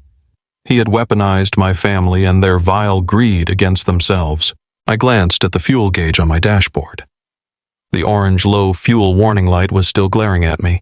I had exactly $142 to my name, and my stomach was painfully hollow from 2 days of pure starvation. But I did not care about the hunger anymore.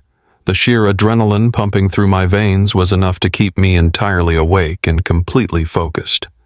I drove across town, heading straight for the address printed at the bottom of the faded surveying maps. I expected my grandfather to use a massive corporate law firm in a towering glass skyscraper in the downtown financial district.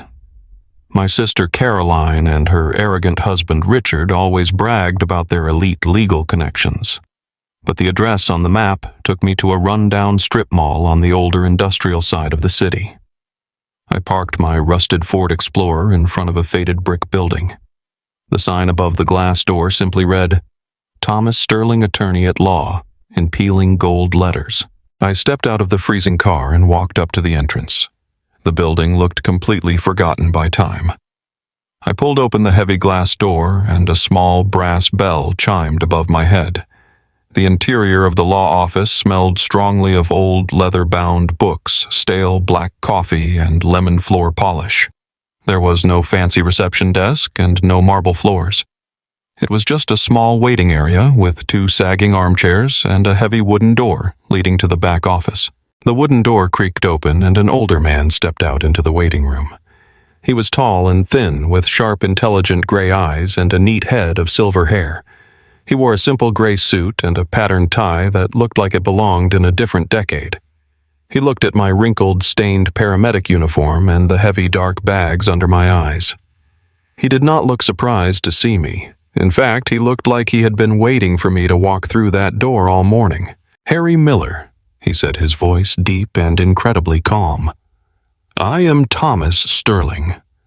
Your grandfather Arthur told me you would find your way here eventually.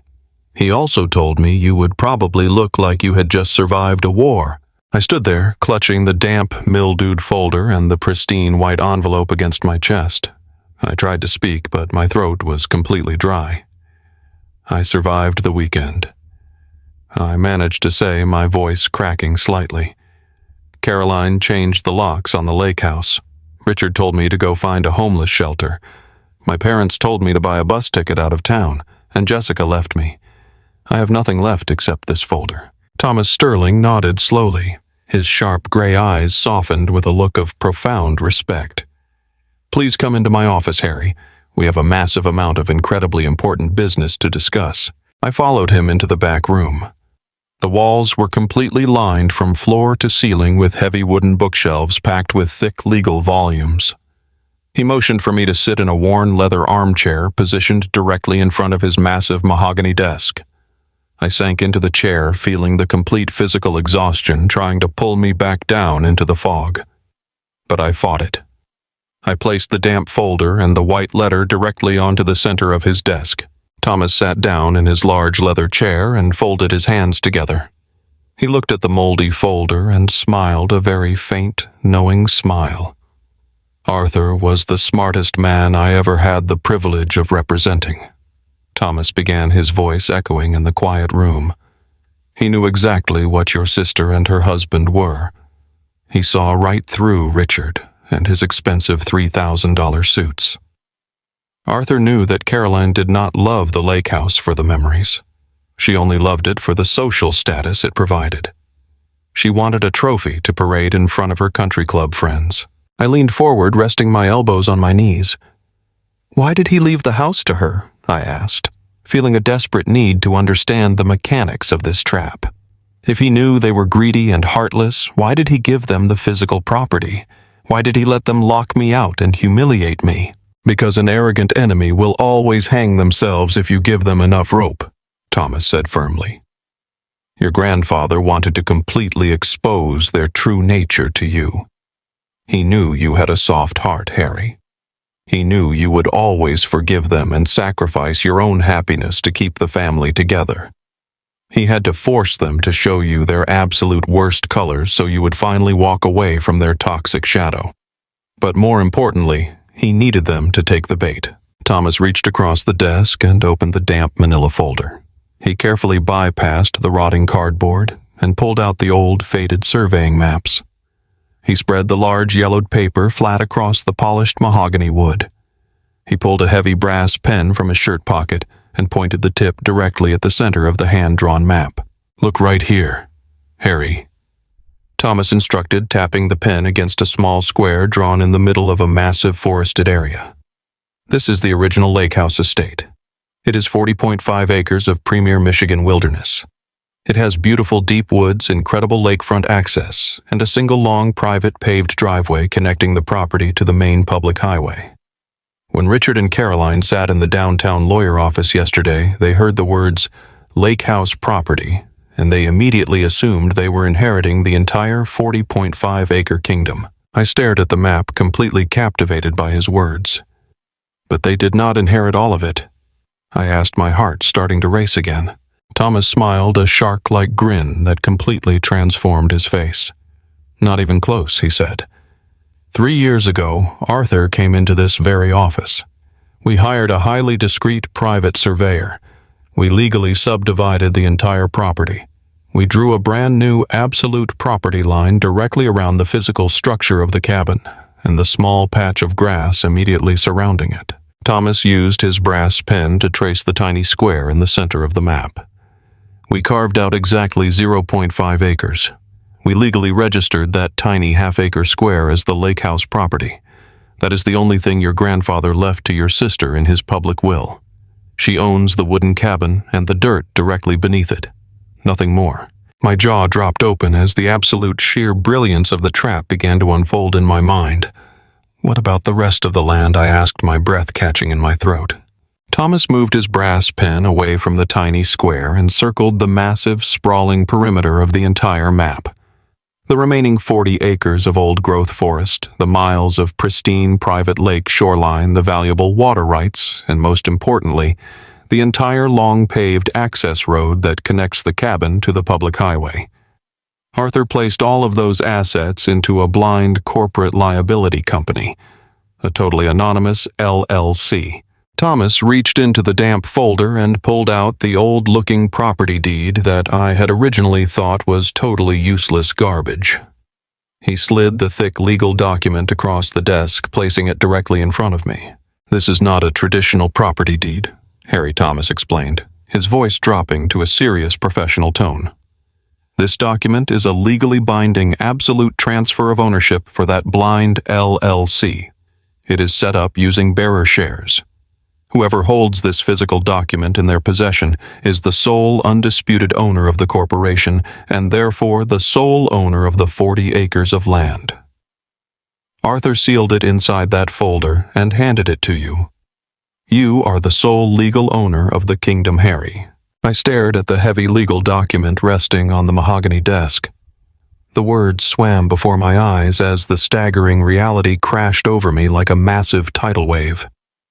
My sister Caroline and her arrogant husband Richard thought they had won a multi-million-dollar victory. They thought they had secured a massive luxury estate to flaunt to their wealthy friends. But in reality, they owned a tiny, landlocked wooden box completely surrounded by my property. "Wait," I said, suddenly remembering the terrifying conversation at the country club brunch.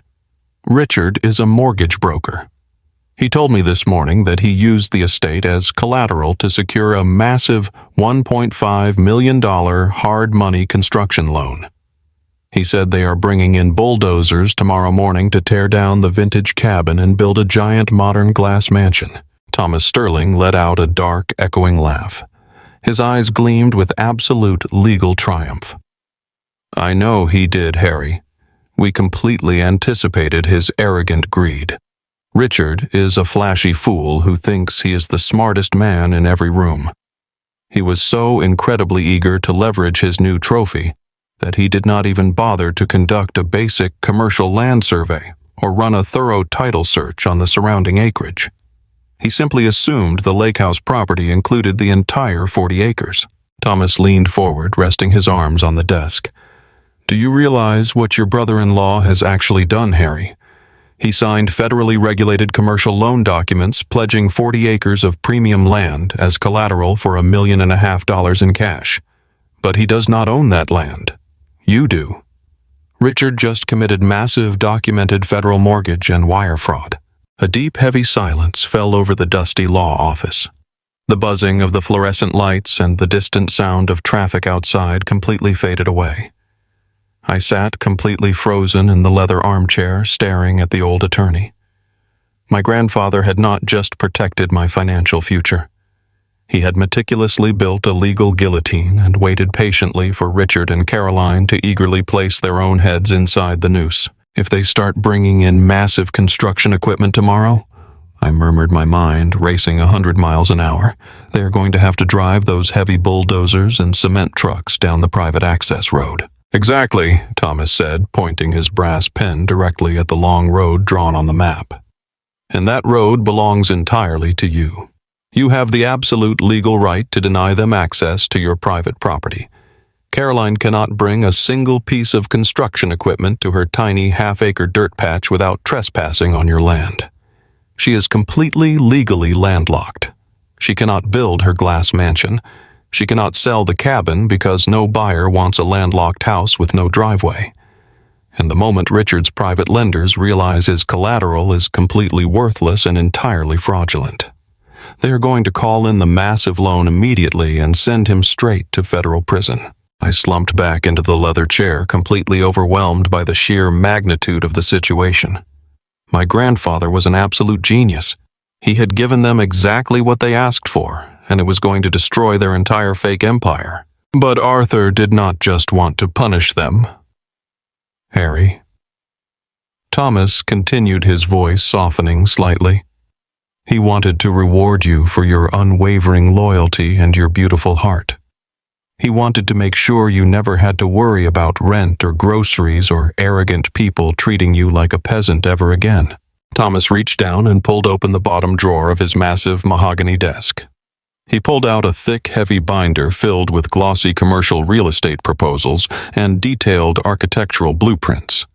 He placed the heavy binder on the desk and slid it across the smooth wood until it rested right next to my legal deed. For the last 3 years, a massive commercial developer has been aggressively trying to purchase those 40 acres, Thomas explained. They want to build an exclusive high-end luxury eco-resort on the pristine lake shoreline. The developer approached Arthur multiple times, begging him to sell the deep forest and the water rights. Arthur stalled them for years. He told them he was waiting for the right moment to pass the decision down to the true heir of the Miller family, I looked at the glossy cover of the commercial proposal. The images showed beautiful, sustainable wooden lodges built seamlessly into the natural forest surrounding the massive blue lake. It was a stunning, multi-million-dollar project. "How much are they offering?" I asked, my voice barely above a whisper. I thought about my bank account holding exactly $142. I thought about the cold driver's seat of my Ford Explorer where I had slept just hours ago. Thomas Sterling looked me dead in the eyes. His expression was completely serious and perfectly calm. "The commercial developer is tired of waiting, Harry. They finalized their absolute highest and best offer yesterday afternoon, the exact same moment your sister was laughing at you in the other lawyer office." Thomas tapped his brass pen against the thick commercial binder. "The standing cash offer for your 40 acres of land and the private access road is exactly $4.1 million. And the money is sitting in a corporate escrow account, ready to be wired directly into your bank account the moment you sign the transfer documents. $4.1 million. The words echoed in my mind like a massive ringing bell. I was no longer a homeless, broke paramedic sleeping in a hospital parking garage. I was a multi-millionaire standing at the very edge of absolute total victory, and all I had to do next was close the jaws of the trap. I sat in the worn leather chair in Thomas Sterling's office, staring at the thick commercial contract resting on the mahogany desk. $4.1 million. The numbers were printed in bold black ink right next to the signature line.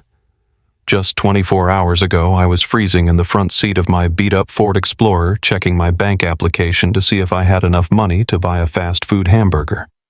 Now a luxury resort developer was offering me enough cash to change my life forever. Thomas handed me a heavy brass pen. He did not push me to sign. He simply sat back in his chair and let the sheer gravity of the moment settle over the room. "If you sign this document, Harry, you are immediately transferring the corporate entity holding the 40 acres and the private access road over to the resort developer," Thomas explained, his voice perfectly calm and steady. "The $4.1 million is currently sitting in a secure escrow account. The second your ink hits that paper, the bank will initiate a direct wire transfer. You will walk out of this office a multi-millionaire. But you also need to understand the chain reaction this is going to trigger. Once the developer takes ownership of that access road, they are going to physically secure their new property boundary. Your sister and her husband are going to be completely cut off from their half-acre patch of dirt." I looked down at the contract. My mind flashed back to the country club dining room. I remembered the exact look of absolute disgust on Caroline's face when I walked in wearing my wrinkled paramedic uniform. I remembered Richard laughing loudly and telling the waiter to make sure I did not steal the silverware. I remembered my father sliding a single crisp $20 bill across the white tablecloth and commanding me to buy a bus ticket out of town. They had completely thrown me away. They had stripped me of my home, my dignity, and my future just so Caroline could have a summer estate to flaunt to her wealthy socialite friends. My grandfather Arthur knew exactly who they were. He knew they would trade loyalty for luxury without a single second of hesitation. He had handed me the power to execute the ultimate poetic justice, and I was not going to waste it. I gripped the brass pen tightly in my right hand. I pressed the tip to the heavy paper and signed my name on the bottom line. Thomas smiled warmly. He took the document, inspected my signature, and picked up his office telephone to call the escrow agent. Within 15 minutes, my cell phone vibrated in my jacket pocket. I pulled it out and opened my banking application. The loading circle spun for a brief moment. When the screen finally refreshed my checking account, balance had gone from $142 to $4,100,142. I let out a long, trembling breath. The crushing, suffocating weight of survival anxiety that had paralyzed my chest for days instantly evaporated. I was safe. I was secure. I had the financial freedom to work as a paramedic because I loved saving lives, not because I was terrified of being evicted. But as incredible as the money felt, my mind was entirely focused on the trap that was currently snapping shut on my greedy family. While I was sitting in a dusty law office, quietly securing my financial independence, Caroline and Richard were actively destroying my grandfather's sacred legacy. Thomas pulled up the county permitting database on his computer monitor to show me exactly what they were doing. My sister and her husband were moving with terrifying speed. Richard had already released the first massive draw from his $1.5 million hard money construction loan. He had hired a premier elite demolition crew from Chicago, paying them triple their normal rate to rush the project. In the span of a single afternoon, they had driven massive yellow bulldozers straight down my private access road and completely leveled the historic vintage cabin. The beautiful stone fireplace my grandfather had built by hand was smashed into rubble. The oak porch where I had begged my sister for my keys was turned into splinters. They completely erased the home where my grandfather had lived and died, just so they could pour a massive concrete slab for a soulless glass box. "They are spending that borrowed money like absolute fools," Thomas noted, pointing at the public construction permits flashing on his screen. "Hard money loans are incredibly dangerous financial instruments, Harry. They carry sky-high interest rates and incredibly strict repayment terms. Lenders only issue them for rapid construction projects. If the project stalls for even a single week, the default penalties are completely catastrophic." I stared at the screen, feeling a deep, sickening churn in my stomach. "They demolished the entire house in one day," I whispered. "They actually destroyed his home." "They did." Thomas agreed, his voice laced with cold professional detachment. "And they did it because they are hopelessly arrogant." Richard wanted to break ground immediately so he could post photos of the demolition on social media. He wanted his country club friends to see how powerful and wealthy he had become.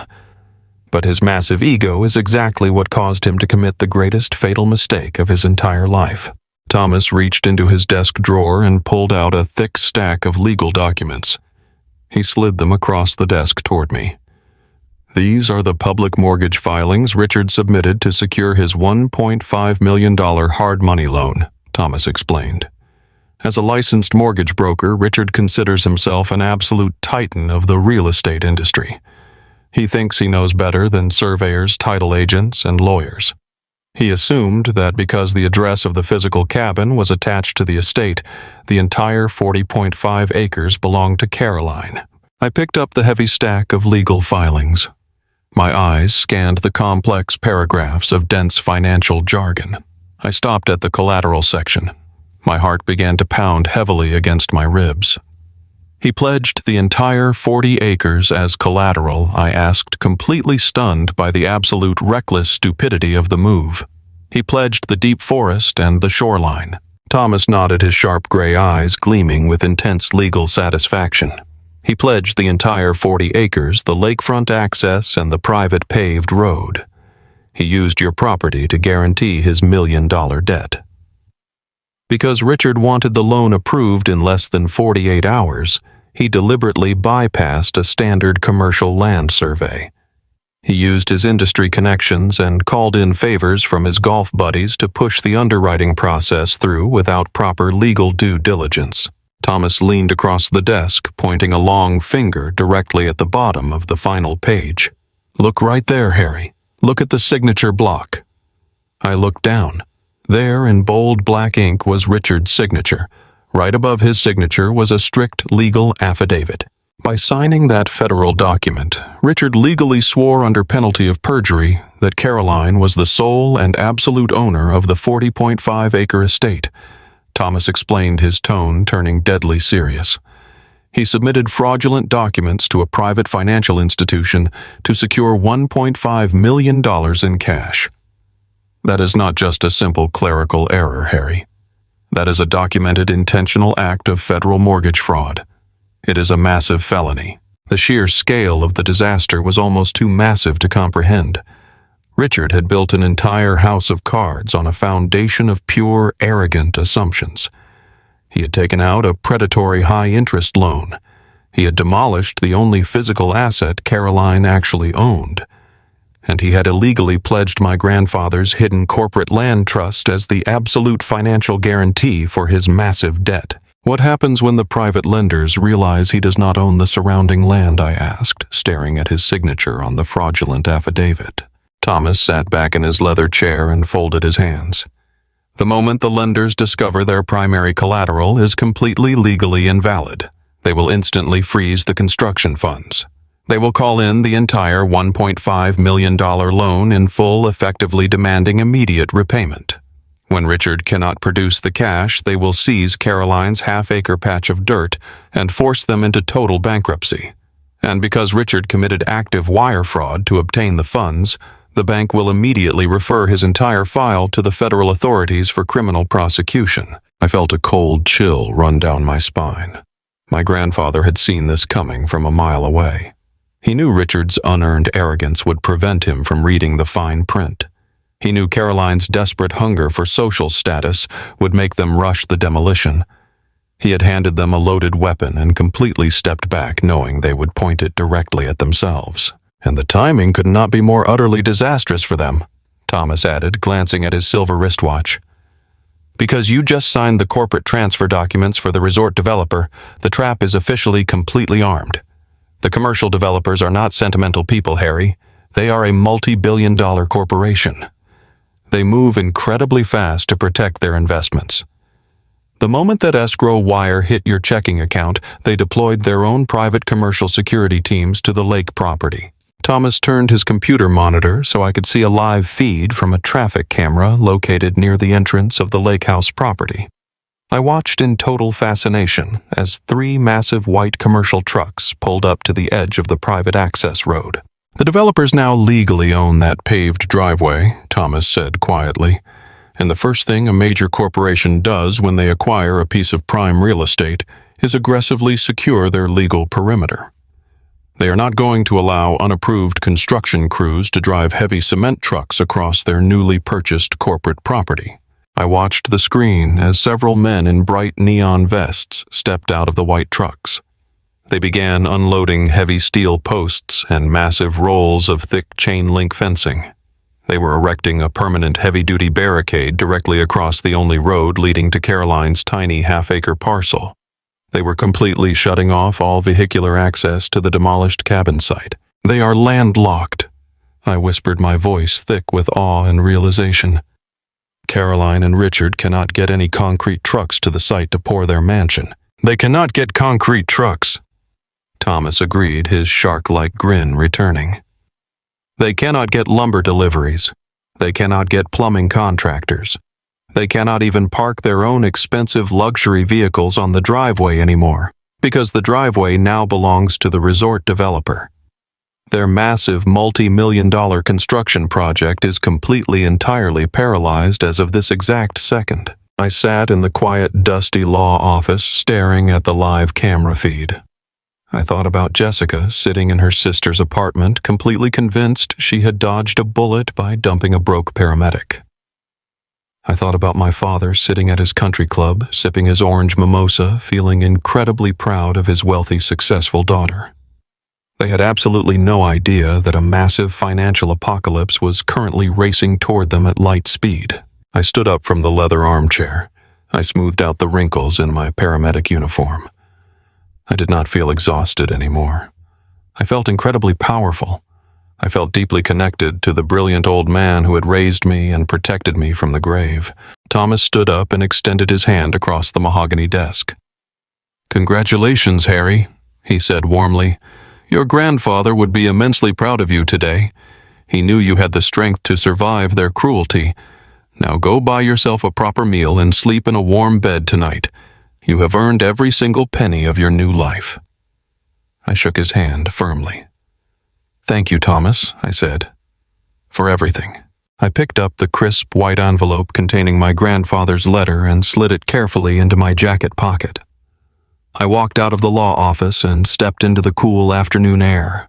I climbed back into my beat-up Ford Explorer, but this time I did not feel ashamed of the rusted paint or the squeaking suspension. I turned the key in the ignition. The engine roared to life. I pulled out of the strip mall parking lot, leaving my old life completely behind.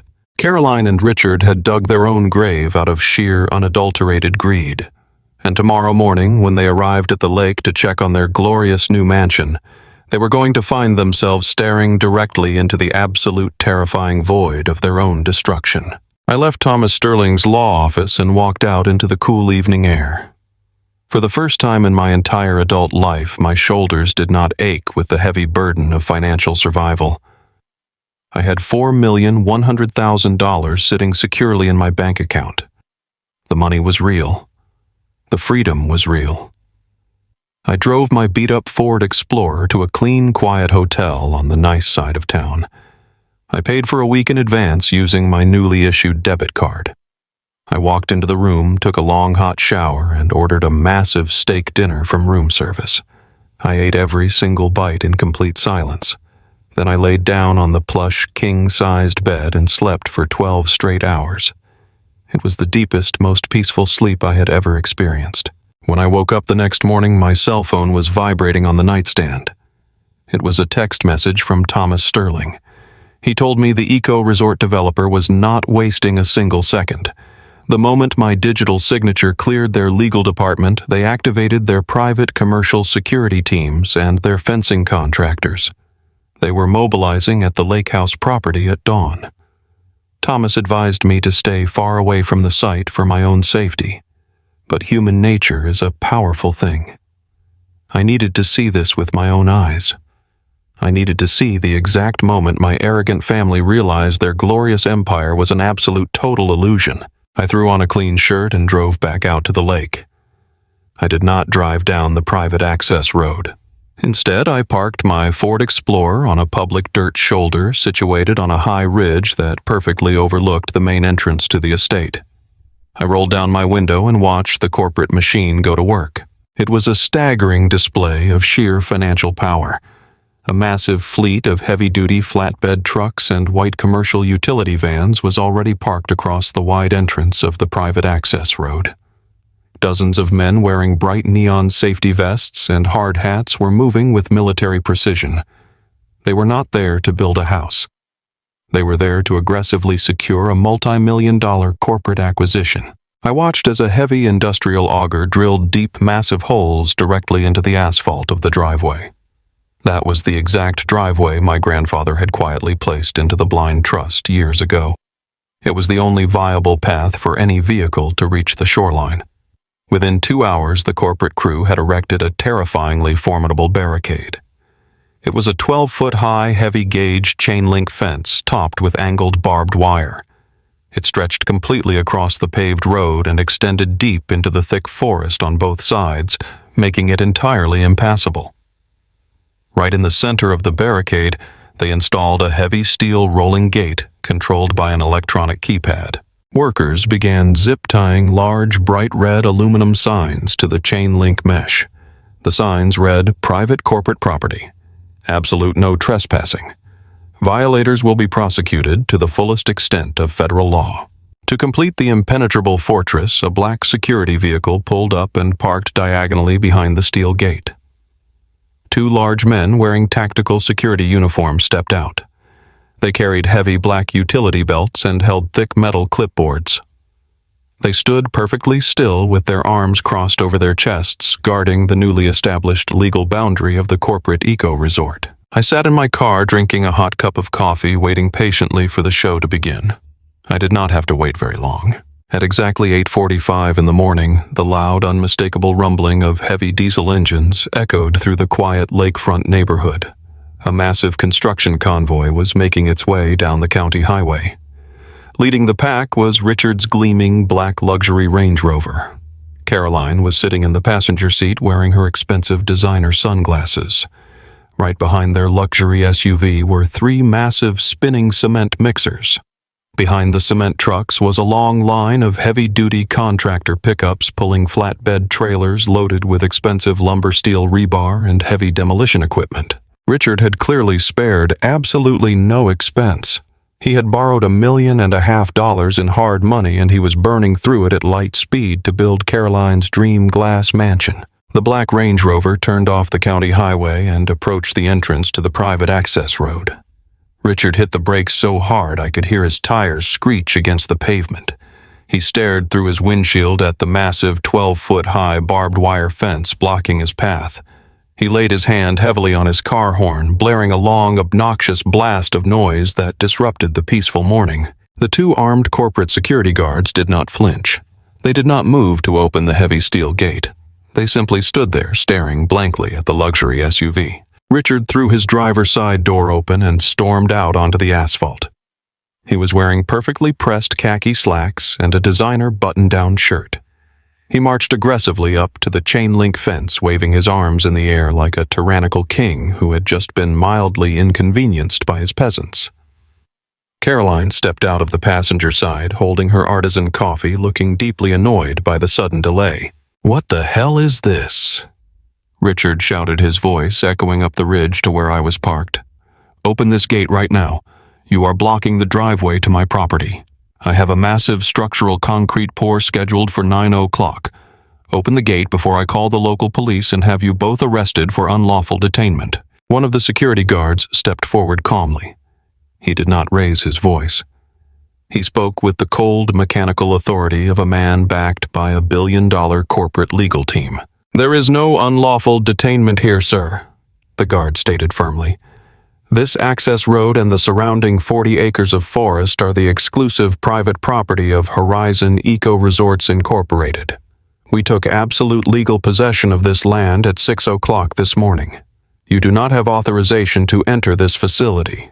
Turn your vehicles around immediately and vacate the entrance." Richard let out a sharp, arrogant laugh. He grabbed the chain-link fence and rattled it furiously. "You have absolutely no idea who you are talking to," he barked. "I am a premier mortgage broker. My wife is the sole legal owner of this entire estate. Her grandfather, Arthur Miller, left it to her in his last will and testament. I have the legal deed sitting in my glove compartment. You are illegally occupying my property." The security guard unclipped his metal clipboard. He pulled out a thick, stapled legal document and pushed it through a small gap in the chain-link fence directly toward Richard. "I highly suggest you read your deed a little more closely, sir," the guard replied, completely unfazed by Richard's furious tantrum. "Your wife inherited exactly 0.5 acres of dirt at the very end of this road. That tiny parcel does not include a single inch of this paved driveway. It does not include a vehicular access easement. It does not include the shoreline. You are legally landlocked. This document is a formal cease and desist order from our corporate legal department. If you or your heavy machinery attempt to cross this fence line, we will press immediate federal trespassing charges and seize your vehicles." Richard snatched the paper from the guard. His arrogant smirk slowly melted away as his eyes rapidly scanned the dense legal text. I watched through my windshield as his entire posture changed. His broad, confident shoulders suddenly slumped. His hands began to tremble so violently that the thick paper shook in his grip. The horrific, devastating reality of his massive mistake was crashing down on him all at once. He had never verified the property lines. He had rushed the closing. He had aggressively bypassed the commercial survey to get his hands on the construction cash as fast as humanly possible. And because of his blind, staggering ego, he had just ordered an elite demolition crew to bulldoze the only physical structure Caroline actually owned. Now they possessed a completely worthless pile of rubble surrounded by impenetrable corporate land. Caroline stomped up to the fence line, her high heels clicking loudly on the pavement. "Richard, stop reading that garbage and make them open the gate," she screamed, her face turning bright red with rage. "I have 20 highly paid interior designers and structural engineers waiting behind us. Tell them who you are. Threaten to sue their entire company. Do something." Richard did not answer her. He could not speak. The blood had completely drained from his face, leaving him looking like a terrified ghost. He realized in that exact moment that the fencing was not his biggest problem. The true nightmare was the $1.5 million hard money loan. He had legally pledged 40 acres of land he did not own to secure that massive debt. He had signed a federal affidavit swearing he held the absolute title to the entire forest. Mortgage fraud. Wire fraud.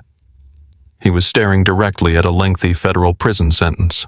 The situation rapidly deteriorated behind them.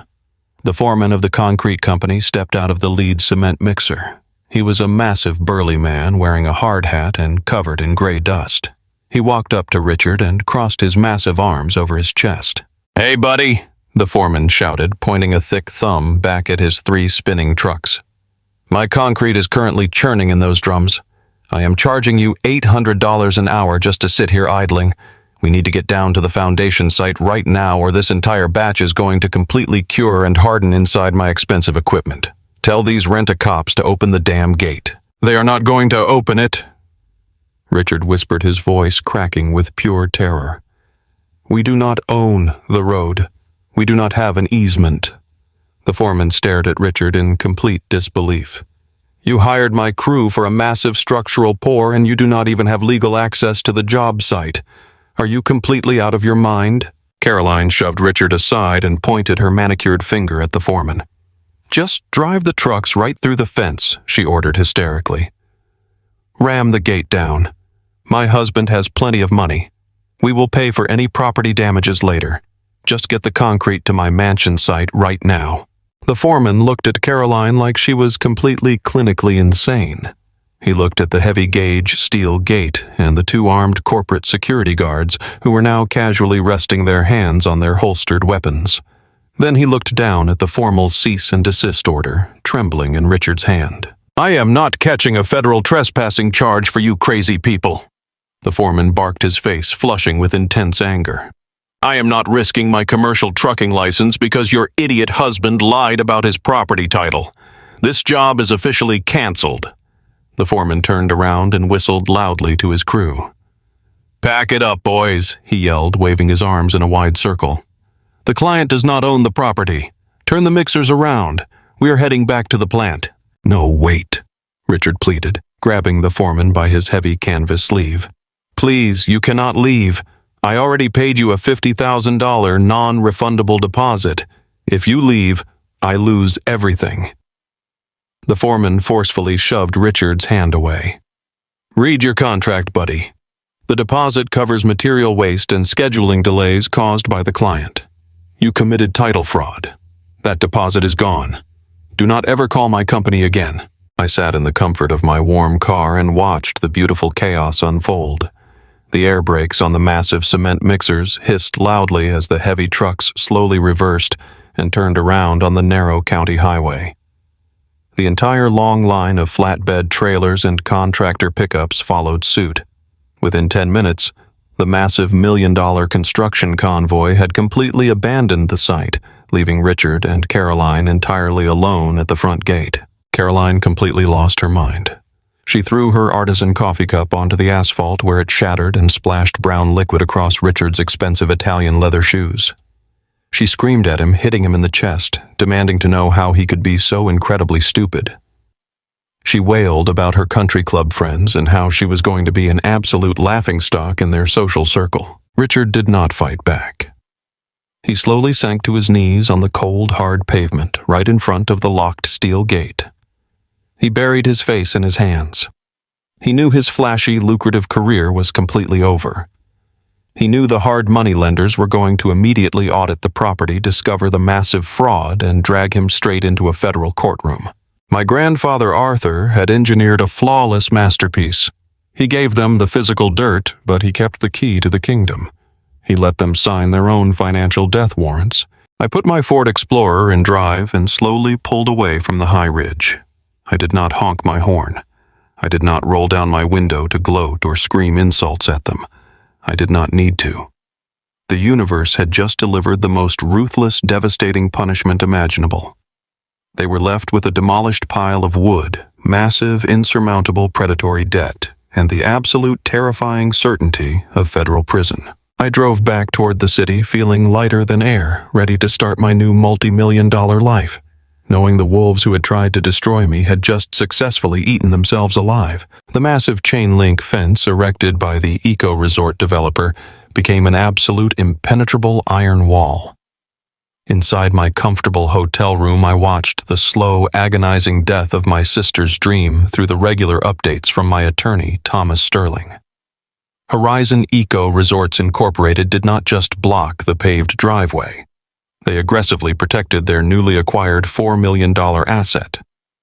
They sent a formal legal notice to the county zoning board officially declaring that absolutely no utility lines could be routed through their private property to reach the adjoining parcel. That meant Caroline and Richard could not run city water to their dirt patch. They could not run underground electricity. They could not even run a simple internet cable or a basic sewer line. Their tiny half-acre square was completely legally isolated from the modern world. The construction site was entirely paralyzed. The heavy machinery was long gone. The elite Chicago contractors had packed up and abandoned the project after keeping Richard's $50,000 deposit. All that remained of the beautiful historic cabin my grandfather built was a massive gaping hole in the earth. The contractors had poured the initial concrete footing before the barricade went up, but they had not finished sealing the deep foundation. A massive autumn storm rolled across the Michigan Lake a few days later, dumping inches of freezing heavy rain onto the exposed dirt. Without the proper electric drainage pumps or the heavy equipment to clear the site, the massive foundation hole rapidly filled with dark, muddy water. Caroline's glorious modern glass mansion literally became a stagnant, rotting swamp. Dead leaves and garbage floated on the surface of the muddy pool. The place she wanted to host her elite country club friends was now a massive toxic hazard. I could only imagine the sheer absolute panic setting in at their expensive, gated community house. They were bleeding cash every single day. A hard money construction loan is not like a normal 30-year residential mortgage. The interest accrues brutally and the payment schedules are absolutely merciless. Richard had borrowed $1.5 million at an astronomical private interest rate. He was burning through tens of thousands of dollars a week in interest alone, while his construction site sat completely abandoned and submerged in muddy lake water. He could not sell the property because no sane buyer in the world would ever purchase a flooded foundation with absolutely no driveway access. He was completely trapped in a financial nightmare of his own making. The ticking financial clock finally ran out exactly 2 weeks after the gate went up. Private hard money lenders are not patient or forgiving people. They do not care about family drama or delayed cement trucks. They only care about protecting their massive capital investments. When Richard missed his very first scheduled progress inspection, the private lending firm in Chicago immediately dispatched their own senior field inspector to the lake house property to investigate the sudden delay. I received a phone call from Thomas Sterling describing exactly what happened when the inspector arrived. The inspector drove his vehicle up the county highway, expecting to see the towering steel frame of a luxury glass mansion rising above the tree line. Instead, he found a 12-foot-high chain-link fence topped with angled barbed wire and 2 armed corporate security guards standing in front of a locked steel gate.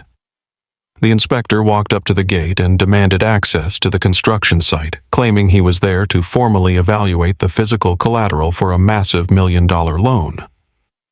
The corporate security guards did not argue with him. They simply handed the inspector the exact same legal cease and desist order they had handed Richard. The inspector was a seasoned veteran of commercial real estate. He did not yell or throw a tantrum like my arrogant brother-in-law did. He simply took the legal document, went back to his vehicle, and pulled up the county plat maps on his laptop computer. It only took him 10 minutes of reading the public zoning records to realize the absolute catastrophic reality of the situation. He saw the tiny half-acre square registered entirely to Caroline. He saw the massive 40-acre surrounding forest registered to Horizon Eco Resorts Incorporated. He saw that the physical dirt Richard had explicitly promised to the bank was completely and entirely landlocked. The inspector immediately called his superiors back at the private lending firm in Chicago. The conversation must have been absolutely explosive. Richard had handed them a signed federal affidavit legally swearing that he held the clear and undisputed title to 40.5 acres of premium lakefront property. Based entirely on that sworn legal document, the bank had handed him $1.5 million in liquid cash, but the inspector was staring directly at the irrefutable proof that the collateral was completely fraudulent. The tiny half-acre dirt patch Caroline owned was inaccessible by road and utterly useless for any commercial development. Its true market value was practically zero. Richard had literally stolen $1.5 million from a private financial institution using fabricated legal claims. The retaliation from the hard money lenders was instantaneous and absolutely devastating.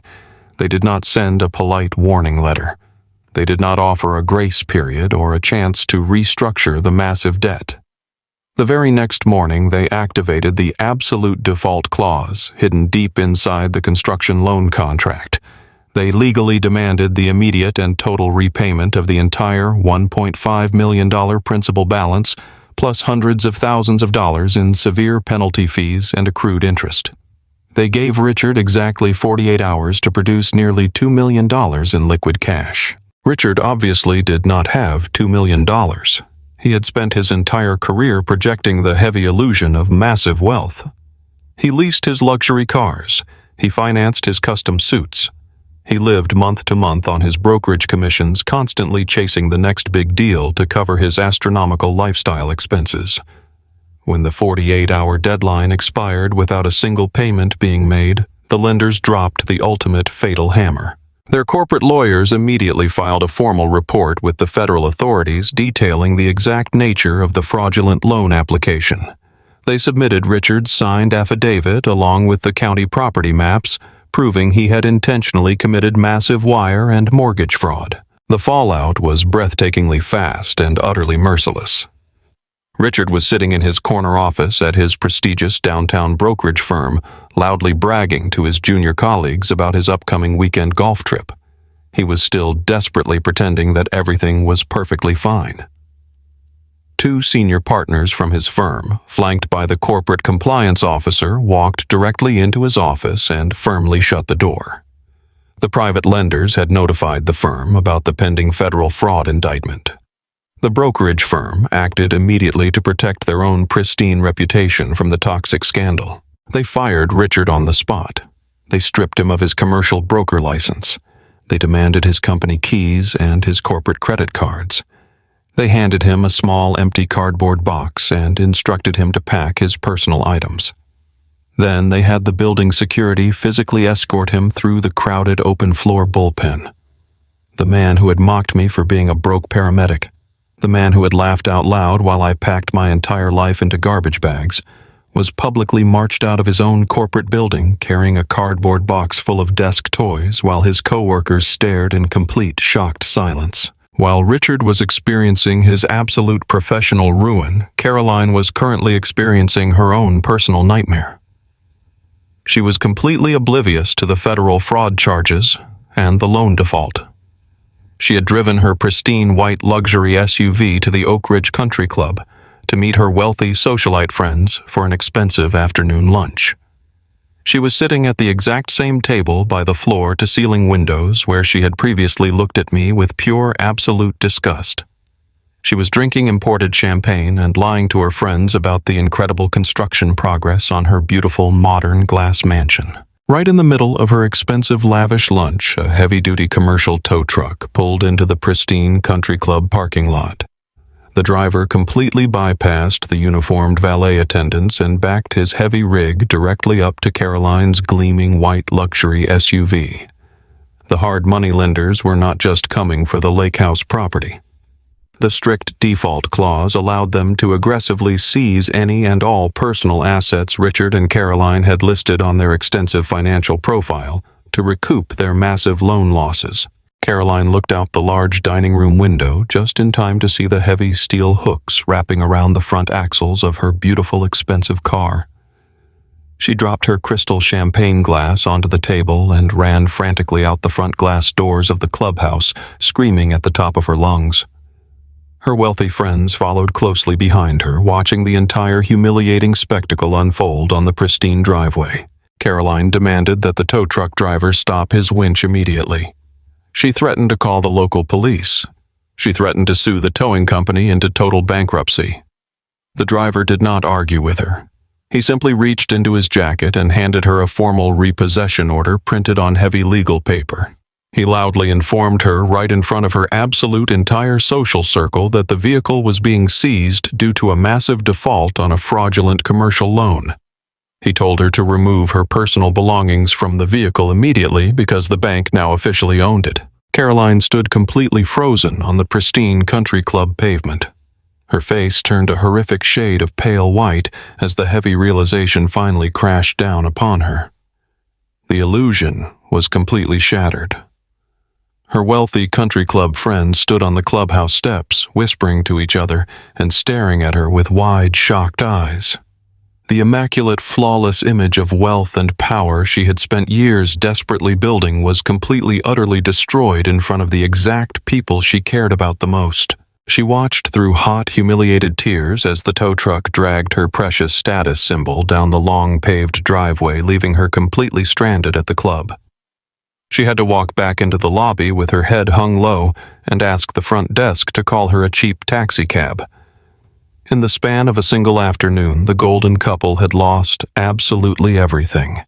Their house was a rotting swamp. Their careers were over.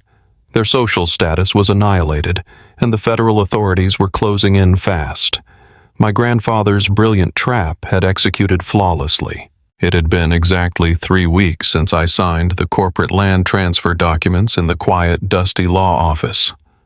My reality had completely transformed in ways I was still trying to fully comprehend. I did not run out and buy a massive, flashy mansion with a ridiculous infinity pool. I did not buy an imported Italian sports car to show off to strangers. Instead, I purchased a beautiful, modest farmhouse sitting on 10 acres of quiet green pasture on the extreme outskirts of the city. The property had a long, sweeping, wraparound wooden porch and a deep, heavy stone fireplace in the center of the living room. It felt exactly like the warm, safe home my grandfather had lived in right before my family utterly and completely destroyed it. The remaining $4 million sat incredibly securely in a highly diversified corporate trust account. It was generating more passive dividend income in a single month than I used to make in an entire grueling year of manual labor. I actually went back to the ambulance station. Captain Miller was completely shocked when I walked into his small administrative office, perfectly rested, clean-shaven, and wearing a brand-new, pristine uniform. I sat across from his metal desk and showed him a printed copy of my new bank statement. I told him I absolutely did not need the hourly paycheck anymore, but I desperately wanted my position back. I told him I became a medical professional because I genuinely loved helping terrified people in their absolute darkest hours. Captain Miller smiled a massive, warm smile and immediately lifted my unpaid suspension. I went back to riding in the tight back cabin of the ambulance, saving lives purely for the sheer love of the work. I had absolutely everything I ever wanted. I had complete financial security. I had my profound sense of purpose. Above all else, I finally had total peace. I was sitting in a heavy wooden rocking chair on my new front porch. The crisp morning sun was comfortably warming the thick wooden floorboards beneath my boots. I was drinking a cup of hot black coffee and watching the autumn wind blow gently through the tall, ancient oak trees lining my property. The silence was absolute perfection. I closed my eyes, taking a long, deep breath of the fresh, rural air. The beautiful quiet was suddenly broken by the harsh, loud sound of tires crunching aggressively on my long gravel driveway. I opened my eyes and watched as a small beat-up gray rental sedan slowly approached my house. The car was covered in thick road dirt and the cheap engine rattled with a pathetic mechanical whine. It parked near the front steps of my porch. The doors slowly opened. Richard stepped out of the driver's seat first. The man who had relentlessly mocked me in his $3,000 custom-tailored suit now looked like a complete broken hollow shell of a human being. He was wearing a cheap faded gray polo shirt and heavily wrinkled khaki pants. His face was gaunt and completely devoid of color. He had dark purple sunken bags under his eyes, and his hands were physically visibly shaking as he stood by the car door. Caroline stepped out of the passenger side. She did not look like an elite, wealthy country club socialite anymore. Her expensive blonde hair was tied back in a messy, chaotic knot.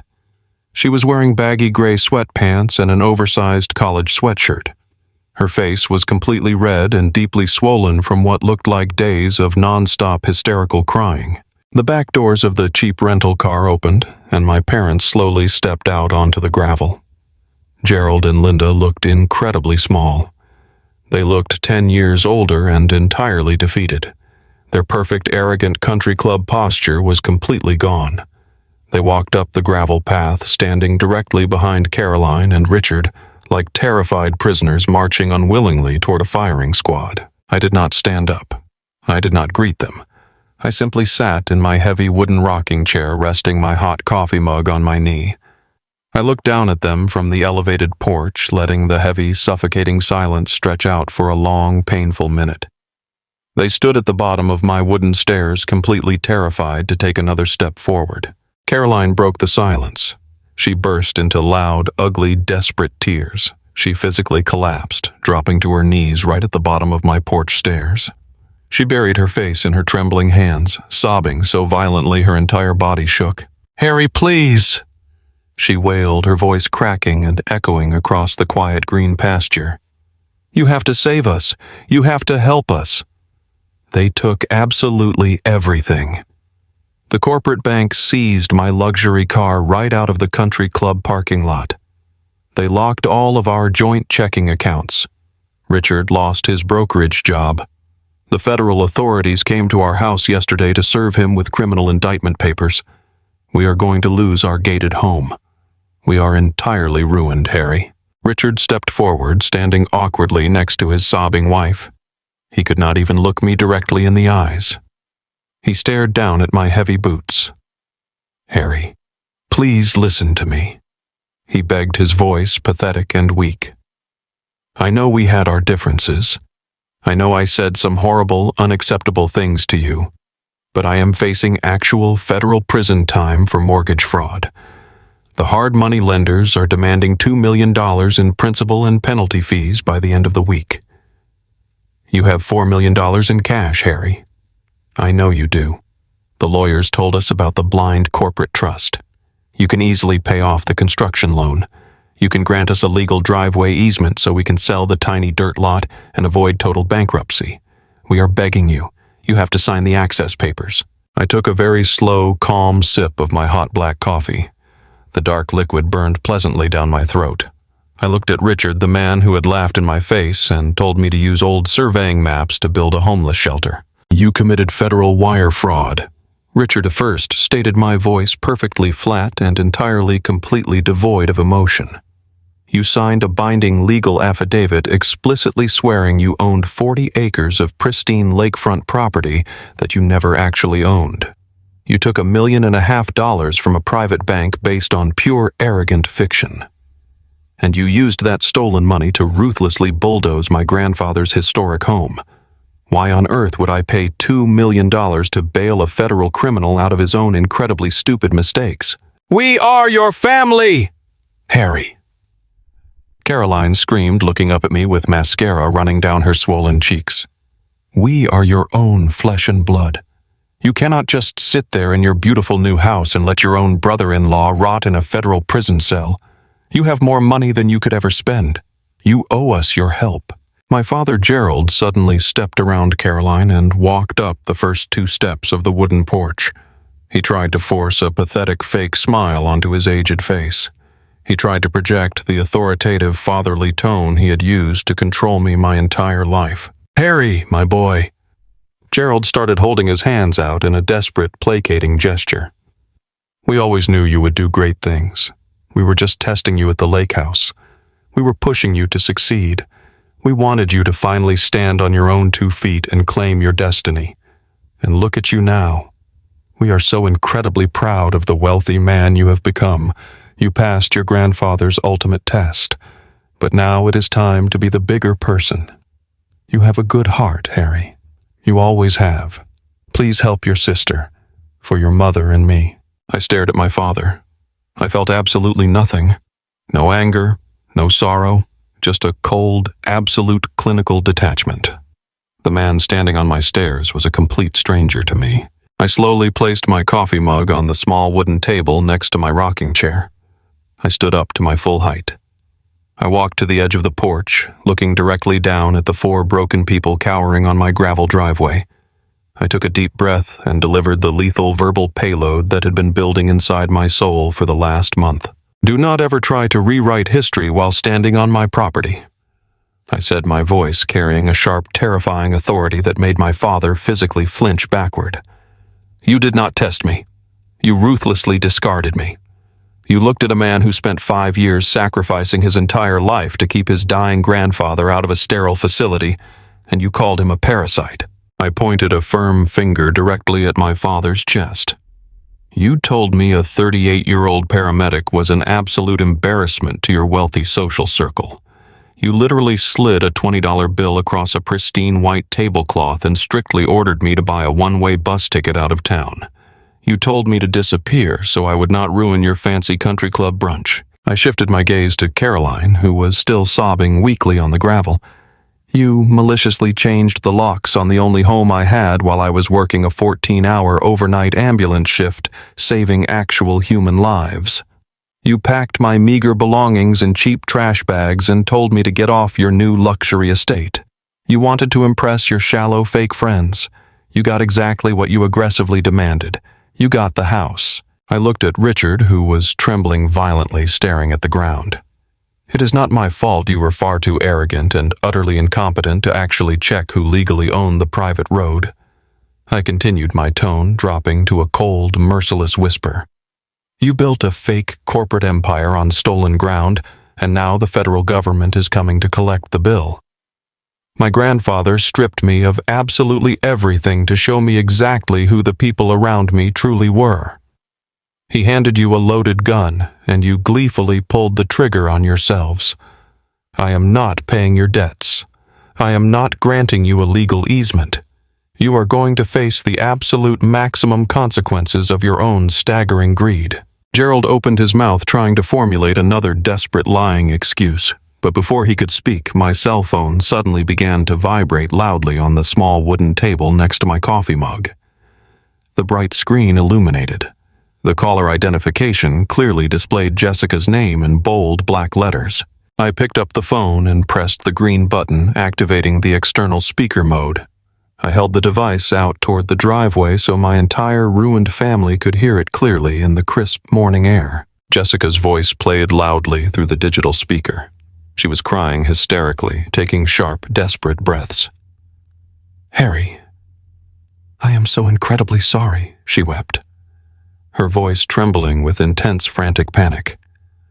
"I made a terrible, catastrophic mistake. I was just so stressed out about the wedding finances and the apartment lease. I did not mean those horrible things I said to you. I love you so much, Harry. I heard about the resort developer buyout. I heard about your new massive trust account. Please, baby, just call me back. We can completely fix this.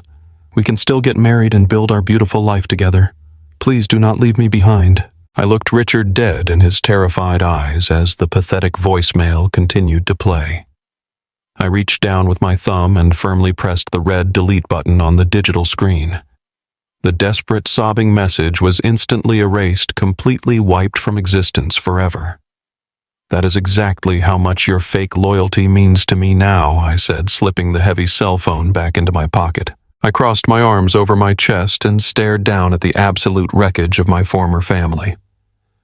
"You have exactly 60 seconds to get off my private property," I commanded, my voice echoing with total, unquestionable finality. "If you are still standing on my gravel when that minute is up, I am calling the county sheriff and having all 4 of you formally arrested and charged with criminal trespassing." Caroline let out a devastated, harrowing wail, but Richard grabbed her roughly by the arm and forcefully pulled her up off the sharp gravel. He knew I was completely serious. He knew he was already facing federal prison, and he absolutely could not afford to add a local criminal trespassing charge to his rapidly growing legal nightmare. My mother, Linda, finally looked at me. Her face was soaked in silent, bitter tears. She opened her mouth to say my name, but she could not find the courage to speak a single word. She turned around, entirely defeated, and slowly climbed into the cramped back seat of the cheap rental car. Gerald followed her. His shoulders slumped, his arrogant pride completely, utterly shattered into a million unrecoverable pieces. Richard shoved Caroline into the passenger seat and practically dove behind the steering wheel. The engine roared with a high-pitched mechanical squeal as he threw the car into reverse. The tires spun frantically, kicking up a massive cloud of gray dust and sharp rocks. They sped backwards down the long winding driveway, terrified to look back at the gorgeous sprawling farmhouse they would never be allowed to enter. I stood on the edge of the wooden porch and watched the rental car disappear completely down the quiet rural highway. The thick cloud of dust slowly settled back onto the earth. The autumn wind rushed through the tall ancient oak trees, bringing back the beautiful, perfect silence of the morning. I turned around, walked back to my heavy wooden rocking chair, and sat down. I picked up my hot mug of black coffee and took a long, slow, satisfying sip. I looked out over the massive green pasture, feeling the profound warmth of the sun on my face. The wolves had come to my door begging for mercy, and I had sent them straight back to the absolute total ruin they had built for themselves. I was finally completely free. The wheels of justice move incredibly fast when a private financial institution realizes they have been defrauded out of $1.5 million. The hard money lenders did not simply want their cash back. They wanted to make an absolute public example out of my brother-in-law. The corporate lawyers handed the entire pristine file over to the federal authorities, and the legal hammer dropped on Richard with a terrifying speed. He had spent his entire adult life acting like a titan of the real estate industry. He thought his expensive suits and his aggressive personality made him completely untouchable. But the federal prosecutors did not care about his designer clothes or his country club memberships. They only cared about the irrefutable paper trail. I did not attend the trial. I had absolutely no desire to sit in a sterile courtroom and watch a man desperately try to lie his way out of a trap he built with his own 2 hands.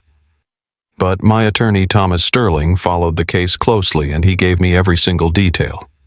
Richard brought in expensive defense lawyers, but they were completely useless against the sheer volume of hard evidence. The prosecutors displayed the signed federal affidavit where Richard had explicitly sworn under penalty of perjury that he held the clear title to 40 acres of premium lakefront property. They showed the jury the county records proving he only had rights to a tiny landlocked half-acre patch of dirt. Richard tried to blame everyone else. He blamed the initial property surveyor. He blamed the loan officers. He even tried to blame my deceased grandfather, claiming Arthur had intentionally deceived him. But the federal judge saw right through the pathetic, desperate lies of a greedy, arrogant man. The judge noted that as a licensed commercial mortgage broker, Richard was fully legally responsible for verifying the absolute integrity of his own collateral. The trial lasted less than a week. The jury returned a guilty verdict in just a few hours. Richard was formally convicted of massive federal wire fraud and mortgage fraud. The judge sentenced him to 18 months in a federal penitentiary. When the sentence was read, the man who had loudly told a waiter to watch the silverware around me completely broke down. He collapsed into his chair and sobbed in front of the entire courtroom. His luxury cars were gone. His prestigious career was permanently destroyed. His freedom was officially revoked. He traded his $3,000 custom-tailored suits for a standard-issue federal prison uniform, all because he was too arrogant to read the fine print on a property deed. While Richard was being processed into the federal prison system, my sister Caroline was left alone to face the absolute catastrophic financial wreckage of their lives. She had never worked a hard day in her life. She had spent her entire adult existence relying on Richard's inflated income to fund her lavish socialite lifestyle. Now, with Richard in prison and their bank accounts frozen by the federal government, Caroline was completely and utterly destitute. The hard money lenders aggressively pursued her for the outstanding debt. They seized every single asset that had any residual value. They took the designer furniture from her massive gated community home. They took her expensive jewelry. They eventually foreclosed on the house itself. Caroline was forcefully evicted from her luxurious neighborhood in broad daylight. She tried to reach out to her wealthy country club friends, begging them for temporary loans or a place to stay. But the elite social circle she cared about so deeply completely turned their backs on her. They did not want to be associated with the wife of a convicted federal felon. They blocked her phone number and pretended they did not even know her name. With absolutely no money and no friends, Caroline was forced to declare total bankruptcy. She had to pack whatever cheap clothes she had left into garbage bags and move into a new place. And the universe has a highly specific, beautifully cruel sense of humor. The only place Caroline could afford on a minimum wage retail salary was a tiny, noisy, one-bedroom apartment on the worst side of the city. It was the exact same type of apartment she had relentlessly mocked me for living in. I heard through the grapevine that her new apartment has paper-thin walls where you can hear the neighbors arguing at all hours of the night. I heard the hallways always smell like cheap carpet cleaner, and the ceiling has a massive brown water stain that looks just like the state of Texas. She spends her days clipping grocery coupons and struggling to pay her utility bills. She is living the exact miserable loser lifestyle she and Jessica had accused me of living. She wanted to drink imported champagne on a private dock, but instead she is drinking tap water in a cramped, miserable shoebox. She got the absolute perfect poetic justice she deserved. My parents, Gerald and Linda, did not fare much better. They did not go to federal prison and they did not lose their primary home, but they lost the only thing they actually truly valued in this world. They lost their pristine social status. News of Richard's massive federal fraud conviction and Caroline's humiliating bankruptcy spread through their elite country club like a raging wildfire. The wealthy doctors, lawyers, and corporate executives they had spent decades trying to impress suddenly treated them like absolute social pariahs. When my parents walked into the country club dining room for their sacred Sunday brunch, the other members would abruptly stop talking and look away. Nobody invited them to the charity galas anymore. Nobody asked them to join the exclusive golf tournaments. The country club board of directors eventually sent my father a polite but firm letter suggesting he voluntarily resign his membership to avoid bringing further negative publicity to the establishment. My parents were completely exiled from their own high society. They were left sitting alone in their large, empty house with a criminal for a son-in-law, a bankrupt daughter, and a son who had completely erased them from his life. They tried to call me a few times, leaving desperate crying voicemails about how we needed to heal and come together as a family. They said they always knew I was the smart one. They said they were ready to formally apologize. I never answered their calls. I simply changed my phone number and moved forward. They had made their choice when they handed me a $20 bill and told me to buy a bus ticket out of town. They chose the illusion of wealth over the reality of a loving son, and now they are forced to live with the suffocating silence of that terrible choice.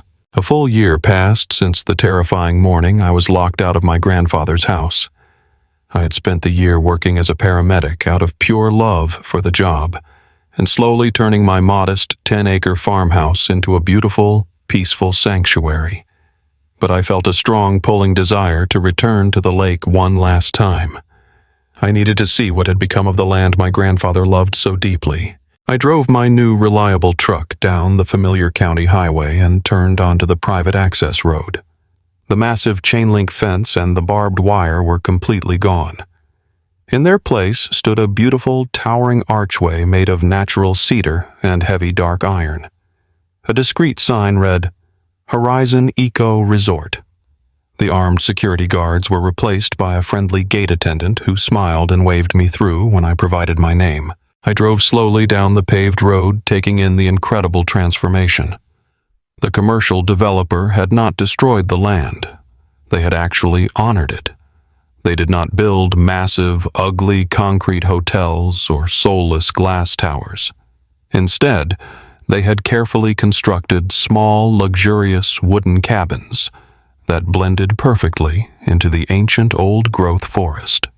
The architecture was stunningly respectful to the natural environment. I parked my truck near the main lodge and walked down toward the water. The crisp autumn breeze off the lake felt exactly the same as it did when I was a child. I walked past the spot where the original vintage cabin used to stand. The developer had completely filled in the rotting, muddy swamp that Richard and Caroline had created. In its place, they had built a beautiful, quiet meditation garden with stone benches and native wildflowers. It was a place of total, absolute peace. I walked further down the property line and my heart swelled with deep, profound emotion. The developer had intentionally preserved the old dirt trails my grandfather and I used to walk every single evening. The ancient oak trees still towered over the path, their thick branches swaying gently in the wind. I walked out onto the newly constructed wooden dock and looked out over the vast expanse of the deep blue water. The sun was shining brightly, reflecting off the small waves like millions of scattered diamonds. I stood there alone on the edge of the water, completely overwhelmed by a sense of total closure. For 5 years I had carried the heavy burden of my grandfather's declining health, while my family mocked me from the sidelines. For days I had carried the agonizing belief that he had betrayed me and left me to die in the cold. But standing here now, breathing in the clean lake air, I finally understood the sheer absolute brilliance of the man who raised me. He knew that giving me a massive check would not fix my life. He knew that if he simply handed me the millions of dollars, my family would never stop harassing me. They would have constantly demanded loans and favors, treating me like a personal bank account, while still secretly looking down on me. He had to completely remove the cancer from my life. He had to orchestrate a scenario where they would voluntarily, permanently sever their ties with me. They wanted the crown, but they didn't want to carry the weight. My grandfather stripped me of everything to show me exactly who the people around me were. He let them build their own gallows out of their own greed. He gave them the shiny empty box because he knew their massive egos would force them to destroy themselves trying to open it. He gave me the moldy folder because he knew I was the only person willing to look past the ugly exterior and find the true value hidden inside. He taught me the most brutal, agonizing, and beautiful lesson a man could ever learn. True wealth is not defined by designer suits, luxury vehicles, or country club memberships. True wealth is the quiet, unshakable knowledge that you can lose absolutely everything in a single day and still have the strength to rebuild your life from the dirt up. My family thought they had completely broken me when they locked that door. My fiancée thought she had dodged a bullet when she threw her engagement ring on the counter, but all they really did was hand me the exact tools I needed to conquer the entire world. I took a deep, final breath of the fresh lake air, turned my back on the water, and walked back to my truck. I did not feel any lingering anger or bitterness. I only felt profound, immense gratitude for the man who loved me enough to let me hit rock bottom so I could finally learn how to fly. If you've ever been treated like the black sheep of your family, remember this. Sometimes the dirt they throw on you is exactly what you need to grow your own empire. Drop a comment below. Have you ever had a family member show their true colors over money? Like, share, and subscribe.